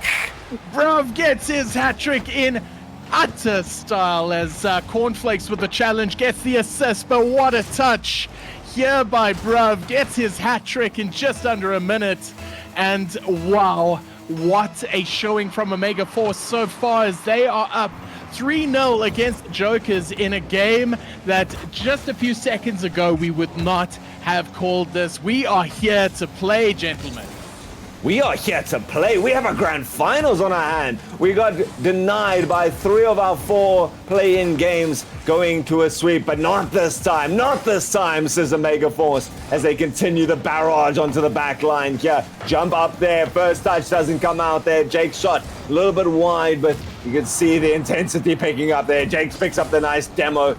Coming forwards there. Eclipse does not want to challenge this. A rare opportunity here for Omega Force to find some space, and High Frequency just has to worry, cannot afford to let the ball go, cannot afford to dive through it. Is the challenge going to come through there? Awkward pass backward, but Bruv, the champion here from our squad in blue, picks it up with confidence and eventually has to settle for it going across. But Jake's coming forward with some speed. The venom of the snake is looking to be unleashed.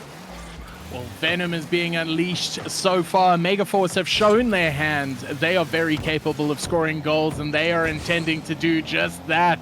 As Dynasty Jokers are starting to look a little bit undone here. Bruv, gonna try and make it 4. Can't get the shot off, but immediately putting more pressure on this Beleaguered Jokers side as they still maintain this 3-0 lead after halfway through, and it's not looking to change any time now as Eclipse taps it in the corner. Unfortunately bumps Dogman on the way in, and could have been a fun redirect as he pings this up against the backboard. Shot coming off, couldn't get it through. He's going to try and take another shot now. Backboard, he's going to jump for it, but Eclipse making sure that clear goes out. And wow, is Omega Force on fire right now as they play this pass through to the middle, but High Frequency gets the touch. Finally, the Jokers are going to get some attacking play here as they pass it through down to the middle, but a demo on, who was that? Eclipse by Bruv means that attack fell flat, and we're talking about mitigating factors, but how was that demo on Eclipse? So good. And I mean, look at the way they challenge. No, we've lost. Oh no. We've lost Jake's the Snake here for Omega Force. That's not good. A minute 30 left. They've at least got themselves a 30-second buffer, so I'm sure it's going to be coming back in here. But a desperate period of play coming out for Omega Force. They need to survive if nothing else. The pass comes through there. Eclipse looking for the shot. Got to be able to take advantage of the missing third man and sinks in a goal. Oh no. What a terrible time for a disconnect, as the only time Jokers have found their way through to the back of the net is against 2 players. So Bruv and Cornflakes are going to try and carry for now as they wait for their teammate to return, and Eclipse is going to want to try and take as much advantage as he can, but that might not be in the script just yet, as Omega Force applying as much pressure as necessary to keep it out of their own half. Right now, good patience coming out from Omega Force, playing a game of keep away, just sending it high, sending it wide. Bruv doesn't need to put any more stats to his padding to his stats right now, and Cornflakes shuts it down in the center, uncontested by Omega Force, maybe looking to take advantage of the counter attack as Jake's still vacant from the field. Jake Jokers now coming forward, maybe a little bit too aggressively, realizing that they've got this time, but they cannot afford to waste it with this big opportunity, this big advantage that they've got. Ball pops up over the top. Eclipse was hanging around, doesn't actually go for this. High Frequency being challenged. In fact, it's Cornflakes. He's coming forward. It's an optimistic play. Good awareness there from Bruv to not dive into that unnecessarily. It would have been a great opportunity if they had a third man back still just buying the time, counting down the seconds, final 10 seconds, and actually Cornflakes looking to put in an extra cheeky goal, doesn't get away with it, but I mean,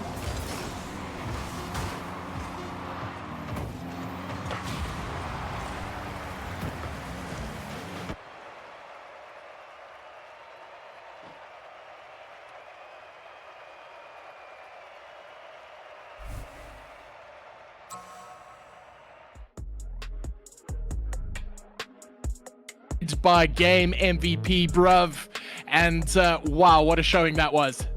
Yeah, we asked who was going to take it away from Eclipse, and Eclipse managing to get more points than his 2 teammates together, but it was not enough to usurp the Bruv.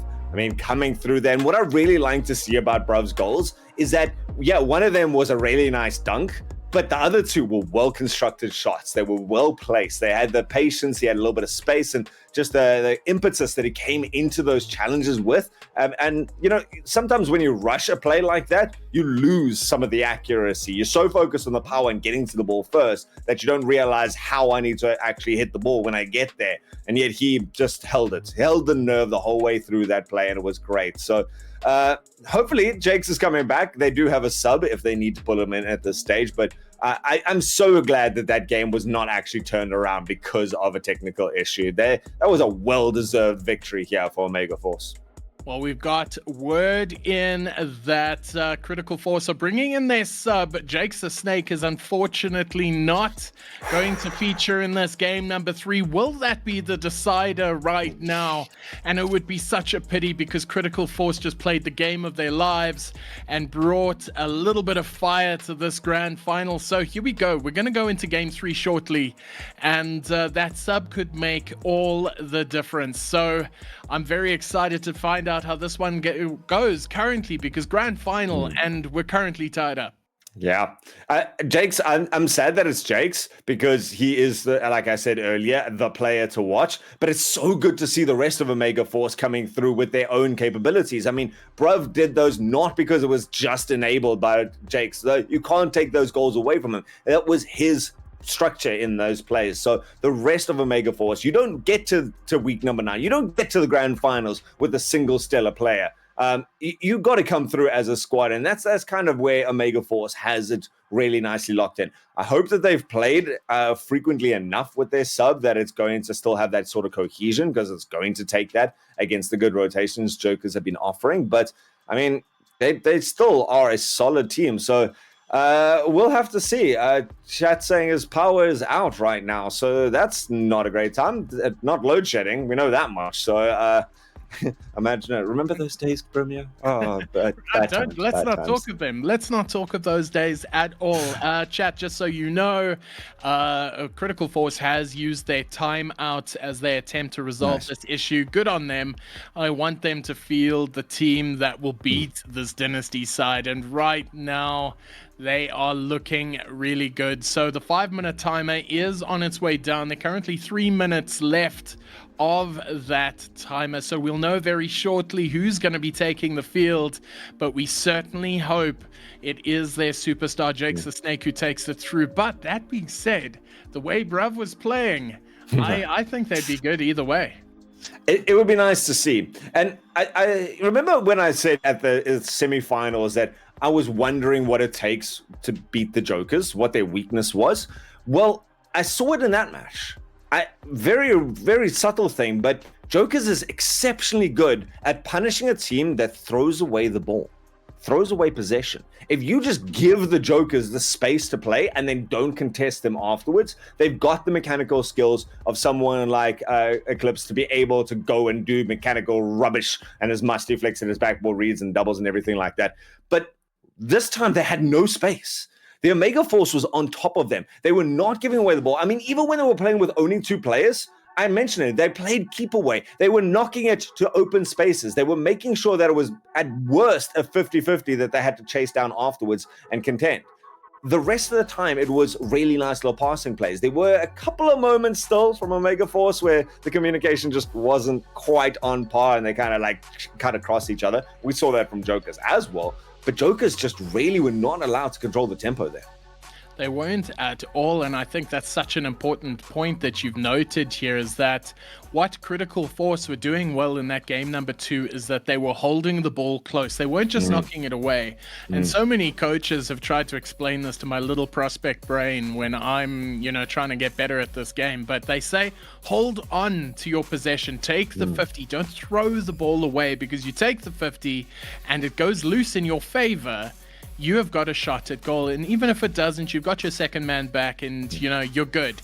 So we currently got 1 minute left on the timeout. So we haven't had a resolution yet. And we're holding thumbs for Jakes the Snake. As chat said, his power looks like it has gone out. Our field correspondent, Silver of Azura Gaming and good mate of Jakes the Snake, can give us more of the tea as we learn it. But hopefully that does get resolved shortly, because this has been an absolute cracker of a grand final so far. So just want to quickly mention what everybody is fighting for tonight. This is a grand final. There is money on the line, and for Prospect it is a 3,000 Rand prize pool. Both teams now in the grand finals are in the money, and 2,000 Rand will go to first place and 1,000 Rand will go to the runners-up. But we are in game number 3. It seems that Swifty Rocks is replacing Jakes the Snake. We will see if that's an inspired substitution so far as we go into game number 3. Yeah, it really is big when it comes to the points behind them. Of course, Jakes the Snake sitting on 1155. Oh no, open. Oh, what an extra touch. Swifty Rocks, the 950 sub comes out there with big plays and secures what would have been indomitably a goal through there. Manages to even now come through with the second chip. The attempt goes out there, fakes out one. High frequency has to stay low, be able to challenge that out the back of the net. So certainly Sub living up to their name here, but eventually the long clear, of course, going to be the one to be able to claim first goals. Jokers looking to punish and hit back just as hard as they got smacked in the last game. Well, it looks like Jokers have spent that time thinking and sitting and ruminating, if you will, on how they got taken down in that last game, and they do not want to see this one happen again. As a shot coming off, and Eclipse with his brace so quickly into the second into this game number 3, as Bruv and Swifty Rocks were rushing back. And unfortunately, this timeout might have killed the Omega Force momentum that they had been building. And certainly you can see the discohesion with that sub coming in there. There were 2 players in the wrong position, or 1 player in the wrrong position. 1 player was there challenging where they should be. Great shots, but it's Clerks once more up to the task of that one.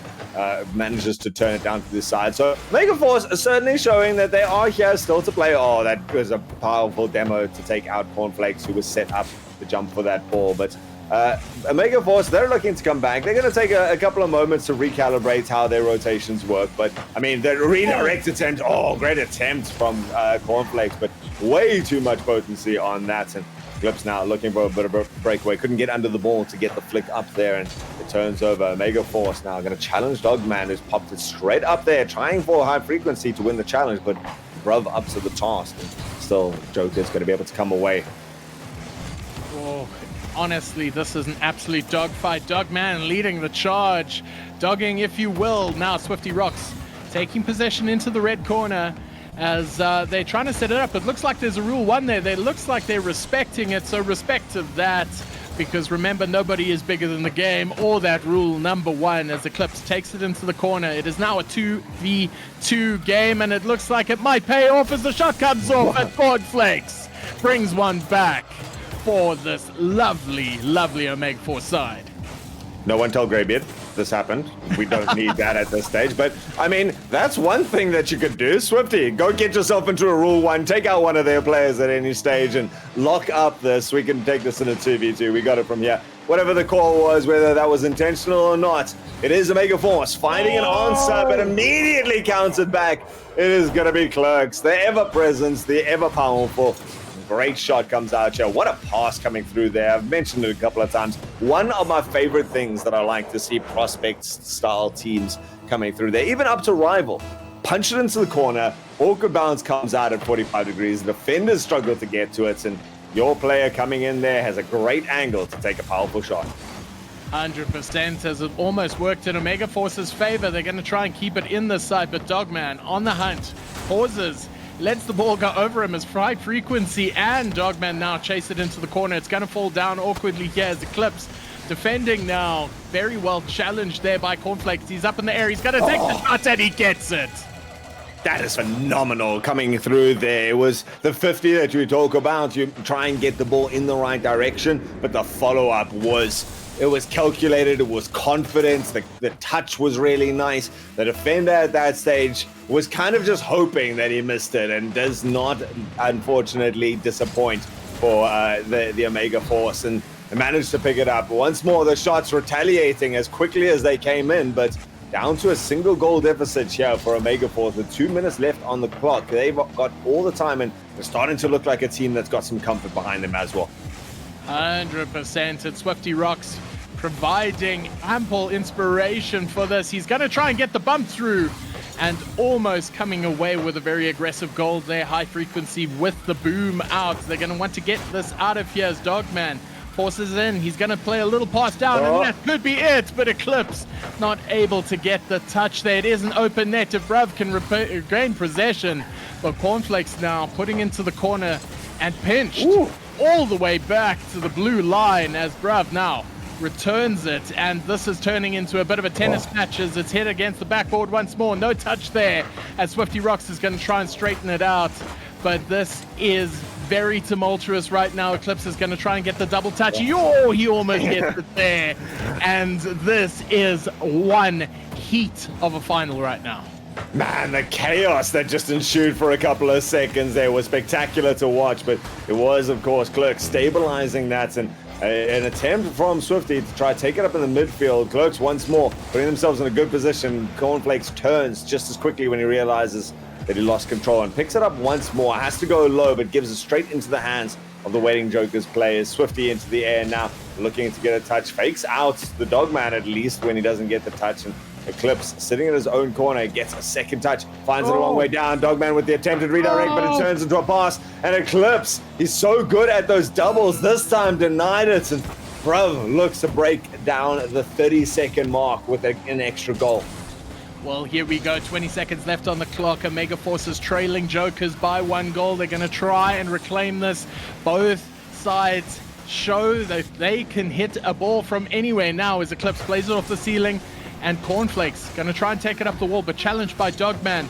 Swifty going to try and hit this out, set up the attack. They're down by 1 goal. They need to get it through. It's popped up.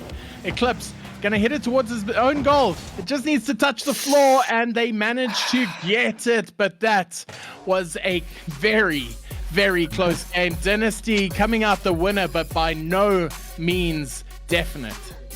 This was the grand finals I was looking for. This is what I wanted to see. A tight fight, 1 goal in it between the two teams there. Eclipse just really having to wrench this game onto his shoulders and pick up the hat trick for himself. But 2 assists being there for the taking. High Frequency doing a great job, and Dogman ever presently that third man in the background looking to feed the ball forwards for his 2 offensive counterparts to be able to take advantage of. Cornflakes this time steps up and goes, you know what, bruv, you were the one to try and carry this last time. I'm going to put in my 2 goals, my valiant attempts out of the 3 shots. Great conversion rate to come in after that as well. And I mean, the number of ball touches as well was what you want to see. Everyone's got to get involved right now, and they were so close to doing it.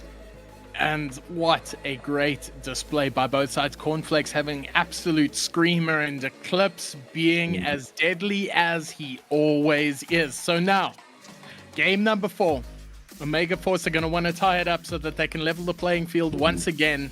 This is knockout rocket football, and that is the result we want to see. We want to see this go to a game number 7. So here we go, leaning into this game number 4. I'm hoping Jakes the Snake is back, because he was looking very confident before his power went out, but this is the nature. It seems like it is Cornflakes, Swifty Rock, and Bruv once again as we head into game number 4. We talked about the impact. Ooh, bit of an open opportunity there. Eventually going to be squeezed out by Omega Force. Certainly not the most comfortable play for them, but a great defensive work to be able to hold themselves.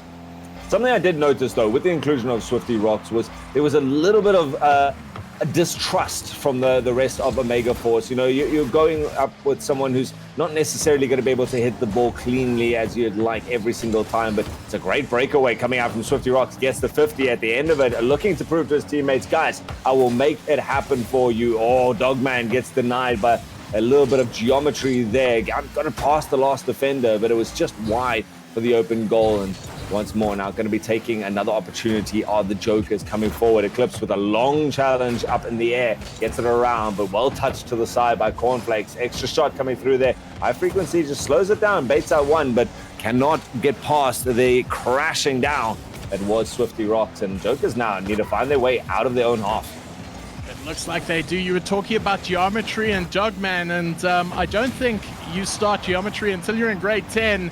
And Dogman is still not quite there yet, so forgive him, for he does not know yet. But Bruv, now in the corner, trying to take this one out. Couldn't quite get the touch he wanted there. Swifty not with any boost, but Jokers don't know that as they continue to wait patiently at the halfway line. Shot coming across here, but touched by Swifty. And now, if they can keep the attack going, the punch through is made as Swifty aggressively plays it out. And once again, Jokers are finding themselves having to attack from their own corner as this field domination is equal by both sides currently, and no one is currently looking to be the favored team as a shot coming down and saved and pinched. And it could look a little bit dangerous here, but Dogman makes the save. Bruv into the air. Bruv has made me start to hold my breath every time he's got a little bit of space there after the last game. Oh no, the demo in the backline. I don't know if anyone from Megaforce has realized they haven't. And Eclipse takes advantage. When it comes to being able to take a shot from anyone, it is the Jokers that are back on this. But I mean, there's slight miscommunication. There was the smallest opportunity for Cornflakes to get in front of it, but the final puff of smoke just gives Jokers the opening that they need. It's taken them nearly half the game to get it. They're going to be happy that they look to carry on with their leading streak. Well, it looks like it's coming down once again, almost forced through, but that murder that took place on the critical force goal line would be inspired Jokers resorting to hidden violence to get that goal in, as another shot comes through from Dynasty Jokers as Cornflakes going to play it off the ceiling down to Bruv. Bruv's putting it in, but Eclipse, ever present on the ceiling like Spider-Man, make sure that goes nowhere as Dogman dribs one, dribs two, and now currently on the offense. Eclipse is in the middle if he can find him, but can't. And now Cornflakes fakes that one, gets the touch off. Can he get over? But no, he can't. Forces two to jump in there. That was a great turnaround there. You've got desperate work to do as the third man, and Cornflakes holds the nerve, now looks for the 50, doesn't get it past Eclipse. Eclipse comes out, gets a bit of a challenge down there. That's an awkward bounce there for Omega Force, and nearly finished off there. Very wide shot coming out here from high frequency, gives position away. Cornflakes once more just has that maneuverability, the malleability to be able to come through and change a play halfway through there. So always exciting to see him take it forward. But Omega Force, they've got work to do. They're the ones now boxed in on their side. Great dunk from Bruv, sends it a long way down the field. High frequency controls it, but dispossessed immediately by Swifty Rocks, who wants to get it in there. Two up there, and now you've given it away. Dogman wants to come forward with aggression, but has killed his own dribble as it starts. But it looks still for that pass out of the corner right now. Omega Force, they jump up with two. It's still not a confident clear from them just yet. It's Bruv up to the task eventually, and Omega Force, they've just got one goal to get, and they've got a minute left here. Jokers just trying to poke and prod, find their way through the stalwart blue back line. Well, we're speaking of Omega Force malleability, but that just means that they are taking a hammering on the goal line from Dynasty Jokers as an open net finds them as Dogman sinks their second goal, and it's taken a very long time for another goal to find its way into the back of the net, but that could be the straw in this game. This is the fourth game. It will take them into a very good match point if Jokers can get this W. With 30 seconds left on the clock, it is looking more likely, but they're not out yet. Oh, that goal just seemed like there was a breath taken by Omega Force, and Jokers pounced on it. There was that extended period of aggression that Jokers have been able to put on throughout the season, in fact.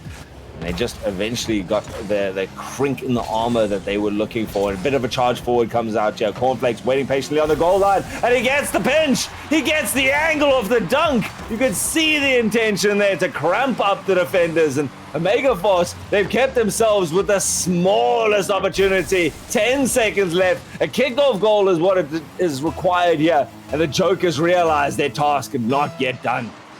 Well, Omega Force might have something hidden up their sleeves against this Joker side. 7 seconds left to go. They're going to keep this in the air. Cornflakes coming up, trying to get the touchdown, and high frequency doinks it up, respecting it. But Bruv not getting the touch, and there we go. That could have ended differently, but they needed to do the work sooner as Dynasty comes out in game number 4 victors.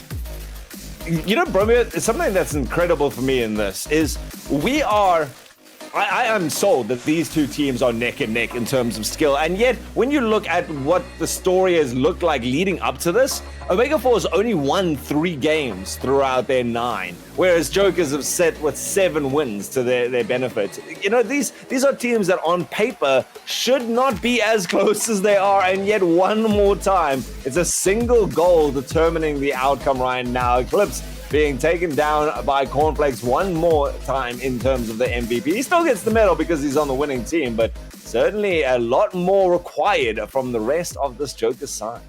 Well, it appears that way, and nothing taking Eclipse off that MVP spot for now. So, chat, don't hedge your bets, because it looks like he is going for glory. So, Dynasty now with the ascendancy. They've won 2 games on the trot, and Omega Force is under a bit of pressure now. They need to respond now, and they need to respond fast. This is match point for Dynasty. If they win this next game, it is game over for Critical Force. It will be GG's. This is 9 weeks of league play and 1 night of knockout Rocket League. So Dynasty know what they need to do. They want to finish this game now, but Critical Force also will want to deny them to the very last second. So here we go.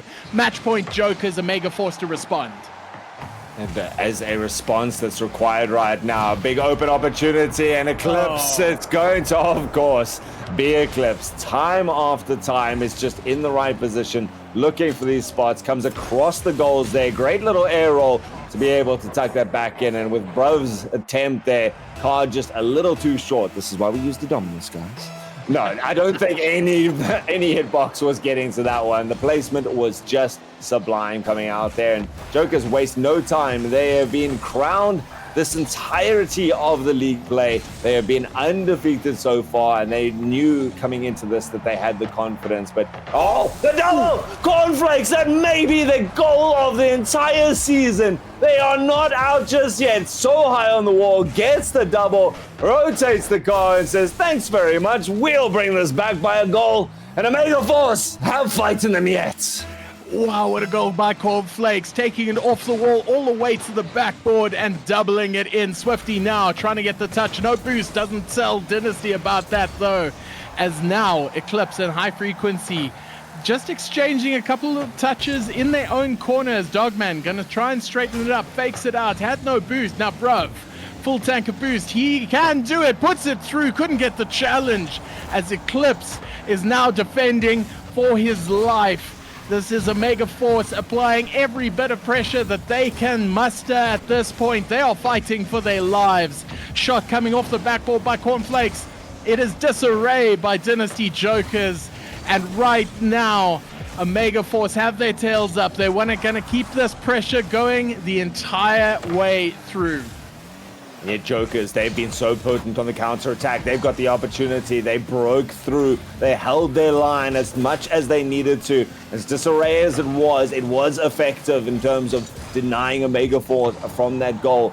And they've shown if there was ever a team to play length to length in this field, it is the Jokers who've been able to carry it out. So they're going to have to do it right now. Once more, forced against their own backboard. Taking Eclipse out of the play. Brov's got a bit of space now. Looks it onto the backboard. Difficult shot to confirm at the end there for Cornflakes. Swifty Rock's going to have to get involved as well, but just relegated to a 50 that goes back towards his own net. The shot soft from Dogman is placed well enough as the defender facing the wrong direction gives the goal once more into the champions, into the crown of the dynasty. What a reversal of play there by Dynasty Jokers. It was one cruel bounce from Omega Force, allowing Dogman a touch in. But this game is not over yet as Eclipse plays the shot in, and it is now the turn of Omega Force to defend. As once more, Dynasty Jokers are starting to apply midfield pressure, keeping it in, keeping the pressure on as Eclipse once more takes it in, and he's going to get that corner boost for his efforts. Dogman taking the 50, losing possession to Bruv though, but these challenges are unrelenting. There is no ball that is uncontested. Cornflakes coming off the ceiling. He's going to try something magic. He gets the bounce, but not the goal. Oh, he had the flip there and everything. I believe that he was going to be able to close down that distance, but it's one attempt that's denied. It does not mean it's the last, though, here for Omega Force. They're immediately back. Dogman has to try to get it off the wall. Dispossessed immediately. Eclipse now has to try to get some distance down to the side of the field. Gets the second touch. It's a bit of a breakaway. Cornflakes going to be able to collect it on his own baseline. Not with any space to work with, though. Somehow Omega Force has wrenched back the possession, sends it up high, and challenges down these Jokers on their own line. The pinch. How many more dunks do we need? But Omega denied on that opportunity. It came off 2 pieces of woodwork, and it did not go in there. The Cornflakes sticks around. He makes it count. He gets in the air, and he gets the shots.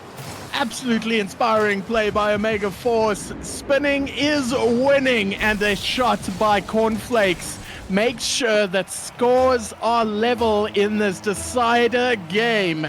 It is Omega Force now with the tie. They've got the confidence. They're playing supremely right now. As another shot peppers the Joker's line. There is only 1 minute and 40 seconds away from Joker's making history, but if Omega Force have anything to do about it, they are not done yet. Bruv with possession gets challenged by High Frequency. High Frequency now not being able to get the bump, but it's Eclipse we're talking about here. Cornflakes taking in the challenge there, but Swifty getting the save. And now challenging another 50. Swifty's in the air, plays it through to the corner, but Dogman gets the clear. 2 players up again for Jokers. They've got to make this count, and a save. Desperate, calling on the angles and the RNG to be able to get that one out, but does get out, in fact, and Cornflakes going to actually have this slower play there. Chips it up a little bit too far out of reach for anyone to get to. Swifty going to be trying to build it around the corner. Cornflakes and Bruv both with a line on this. Bruv going to be the one to settle into the challenge and try to take it forward. Eclipse gives it down. Actually, an inspired play. Dogman has got the breakaway. The 1-2 dribbles come out once more from Dynasty. They keep going up by 1 goal, and this is the 1 goal that may cause all the consternation here for Omega. Dogman, what a dribble. Sent Omega Force packing for hot dogs. Honestly, that was cold as ice from Dogman, beating the last defender and tapping it in Haaland style. If that is the goal that defines it, that is the goal that they need. That was brilliant from Dogman, but now Omega Force going to need to respond with 30 seconds left. They're under the cosh again. Jokers are 30 seconds away from making history, but Bruv gets the equalizer.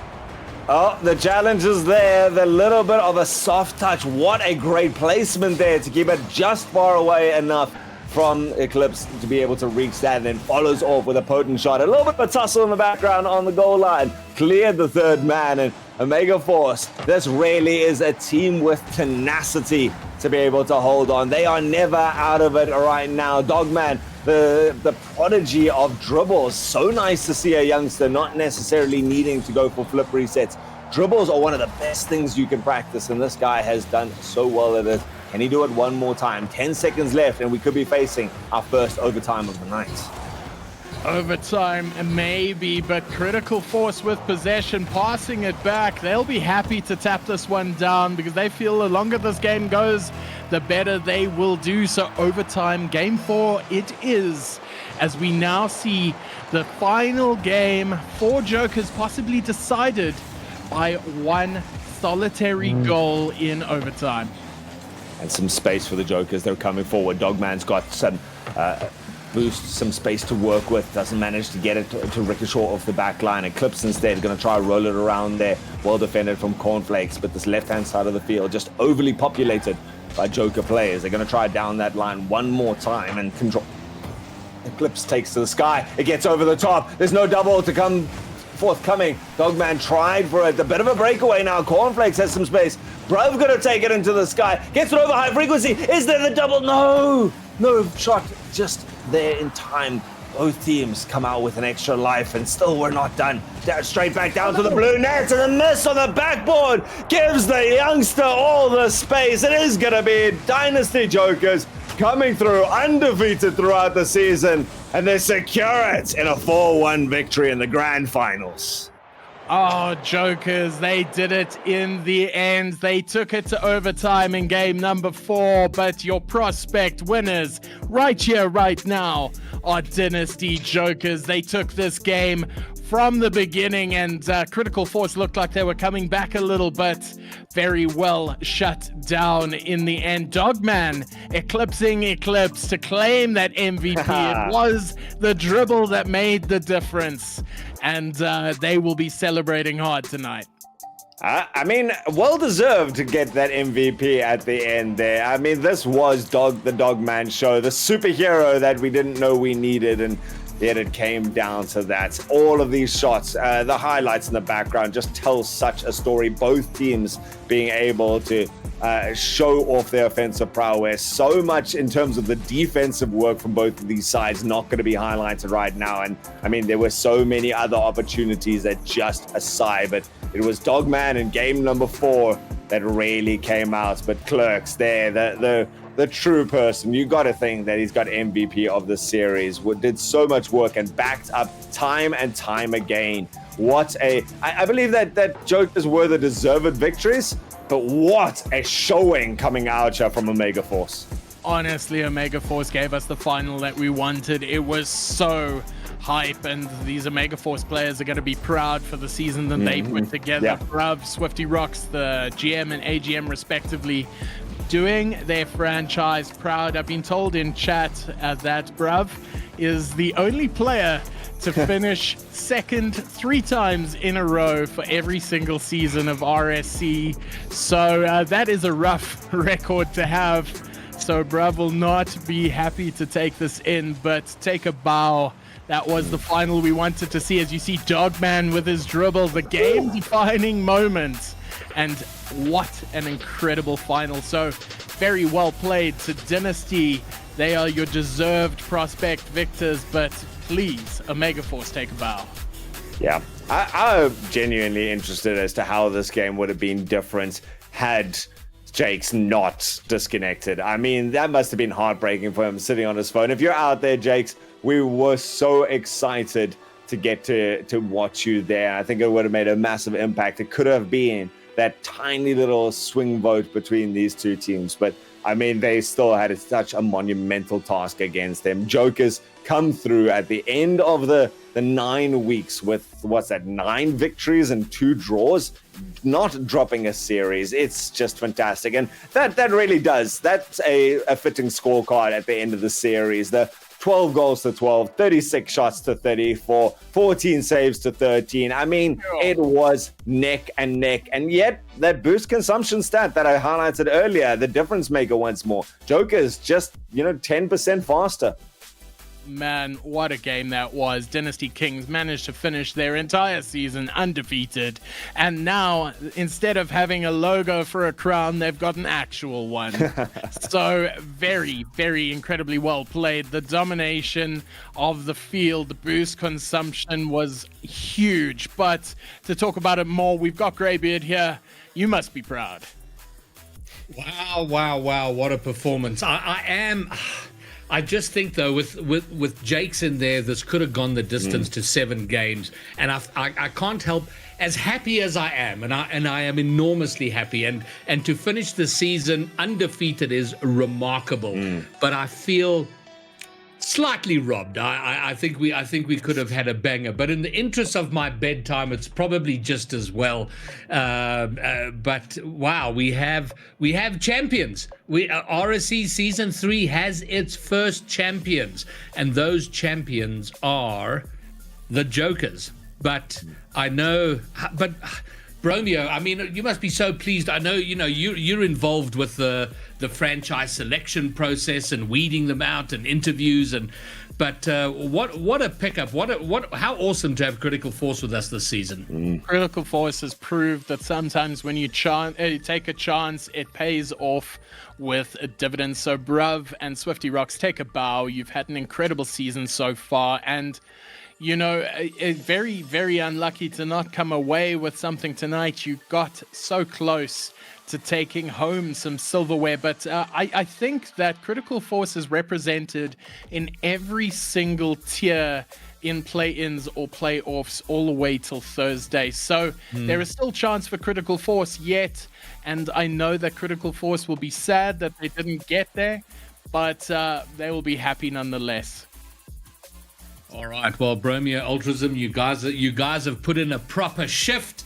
Thank you for being here and bringing it to us. And it has gone pretty rapid fire. It feels like the last 2.5 hours have flown by. We've had some astonishingly good action. Wonderful grand final. Critical Force comes second, but it is the Jokers who are the champions. And we will have another conversation with the Dogman. And Dogman, I saw immediately after our last conversation, you jumped into chat and said that was a terrible interview. So Yeah. tell me why this interview is going to be better. Because we're the champions. Well said, young man. Well said. And we were hoping to get Clarkson here, but he doesn't have a webcam, and we wanted to see that face. But all right, well, walk me through that grand final. You are champions. How much impact did Jakes the Snake leaving, having his power outage and having to be subbed in? Do you think it would have been a lot closer with Jakes in? You can't really say, because Swifty was better in other aspects than Jake was, and Jake was just a bit more mechanical than Swifty was, but Swifty was still very, very solid player for their team. Now, tell me, who do you have, if you look at your roster, for you, who was the season MVP? I think that's quite obvious, but that was, that's not really. Okay. Yeah, it was Clicks. It was Clicks. He played well whole season. I thought, this guy's gonna struggle, because it was best of 7 semi-final, best of 7 final, and I just thought he's not gonna be able to keep the momentum, but he kept it up, and I'm very happy. I'm very happy and proud of him. He's come a long way. Frequency too, he's come a long way. He has frequency. I've never seen so much improvements in a player that fast. And so are we going to see all of you in some of the Rocket League competition coming up next year? We got VS Gaming, which is going to be huge. Of course, RLCS. Are we likely to see 1, 2, or all of you competing next year in Rocket League? No, Clicks will probably. I'll try my best, but I still have a lot of improvement to do. Okay. And I think Frequency also. I'm not sure. And then what about your school? You gotta get your school involved in VS high schools. Well, we were involved. We did qualify to go to Cape Town, but we just couldn't scrape the money together to go. Okay, fine. Well, okay. Well, do stay in touch with me about that, because I want to make sure your school and everyone's school is involved in Rocket League. But what a performance! What a season, undefeated. And I don't know. I should have asked Sean about this, because he's the sort of local keeper of the stats. But I don't know if we've had a team go all the way through the season, including the playoffs, undefeated. So you may well have made history tonight. Yeah, I actually asked Sean, what's the record for the most goals scored by a prospect team in a season? Because we scored 112 goals during league play, and I was wondering, because the closest to us was like 30 goals off. Did you get an answer? No, he said he doesn't know. All right, well, fair enough. Well, listen, huge congratulations to you and to the entire roster. It's been a joy to watch, and the prospect tier is always my favorite to watch. I do think it's the most entertaining. There's always a lot that goes on, but banger. And do you think you make it into Elite for season 4? Rivals or Elite? Elite. I think Elite's a bit of a stretch. You'll see Clerks there, but I'll probably be in Rival, hopefully. All right, good. Well done, man. You're a credit to your team, to Dynasty, and to Rocket League. And I hope you inspire an army of other young people to come forward and play Rocket League. So yeah, huge stuff. So now, yes. I would really like if there was much more younger players coming in. Because most of the players are here 17, 18 plus, but I'd love to see a couple of younger players.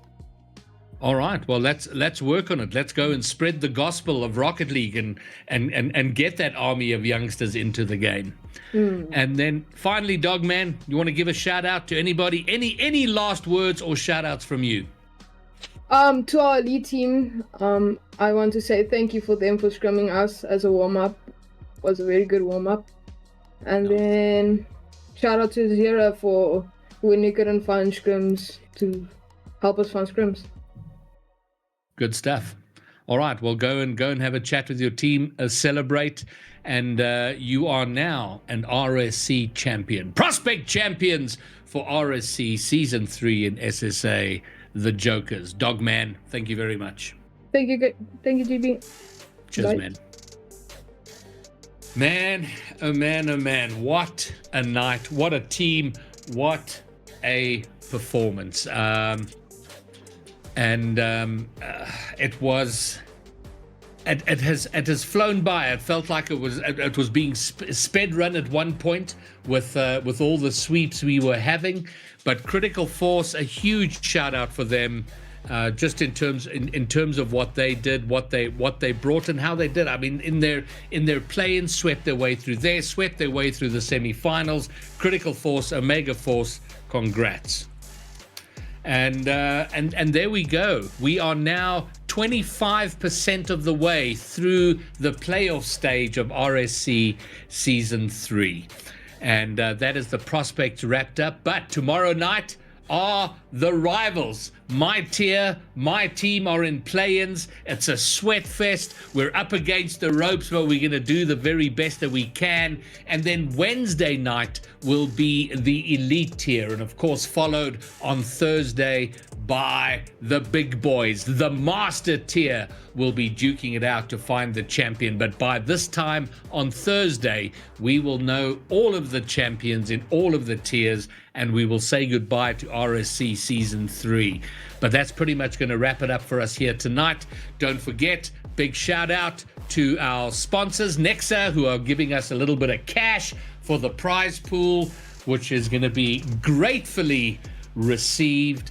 And then our broadcast sponsors who've been earning their no money tonight, because tonight has been very interesting. It's been challenging. We've had a B stream, we've had camera issues, technical things to look after, a lot of moving parts going on, and they handled it magnificently. So once again, a big shout out to them. And of course, our merch, the t-shirt, don't forget, you got until Friday to get your order in for that if you want to get yourselves a t-shirt.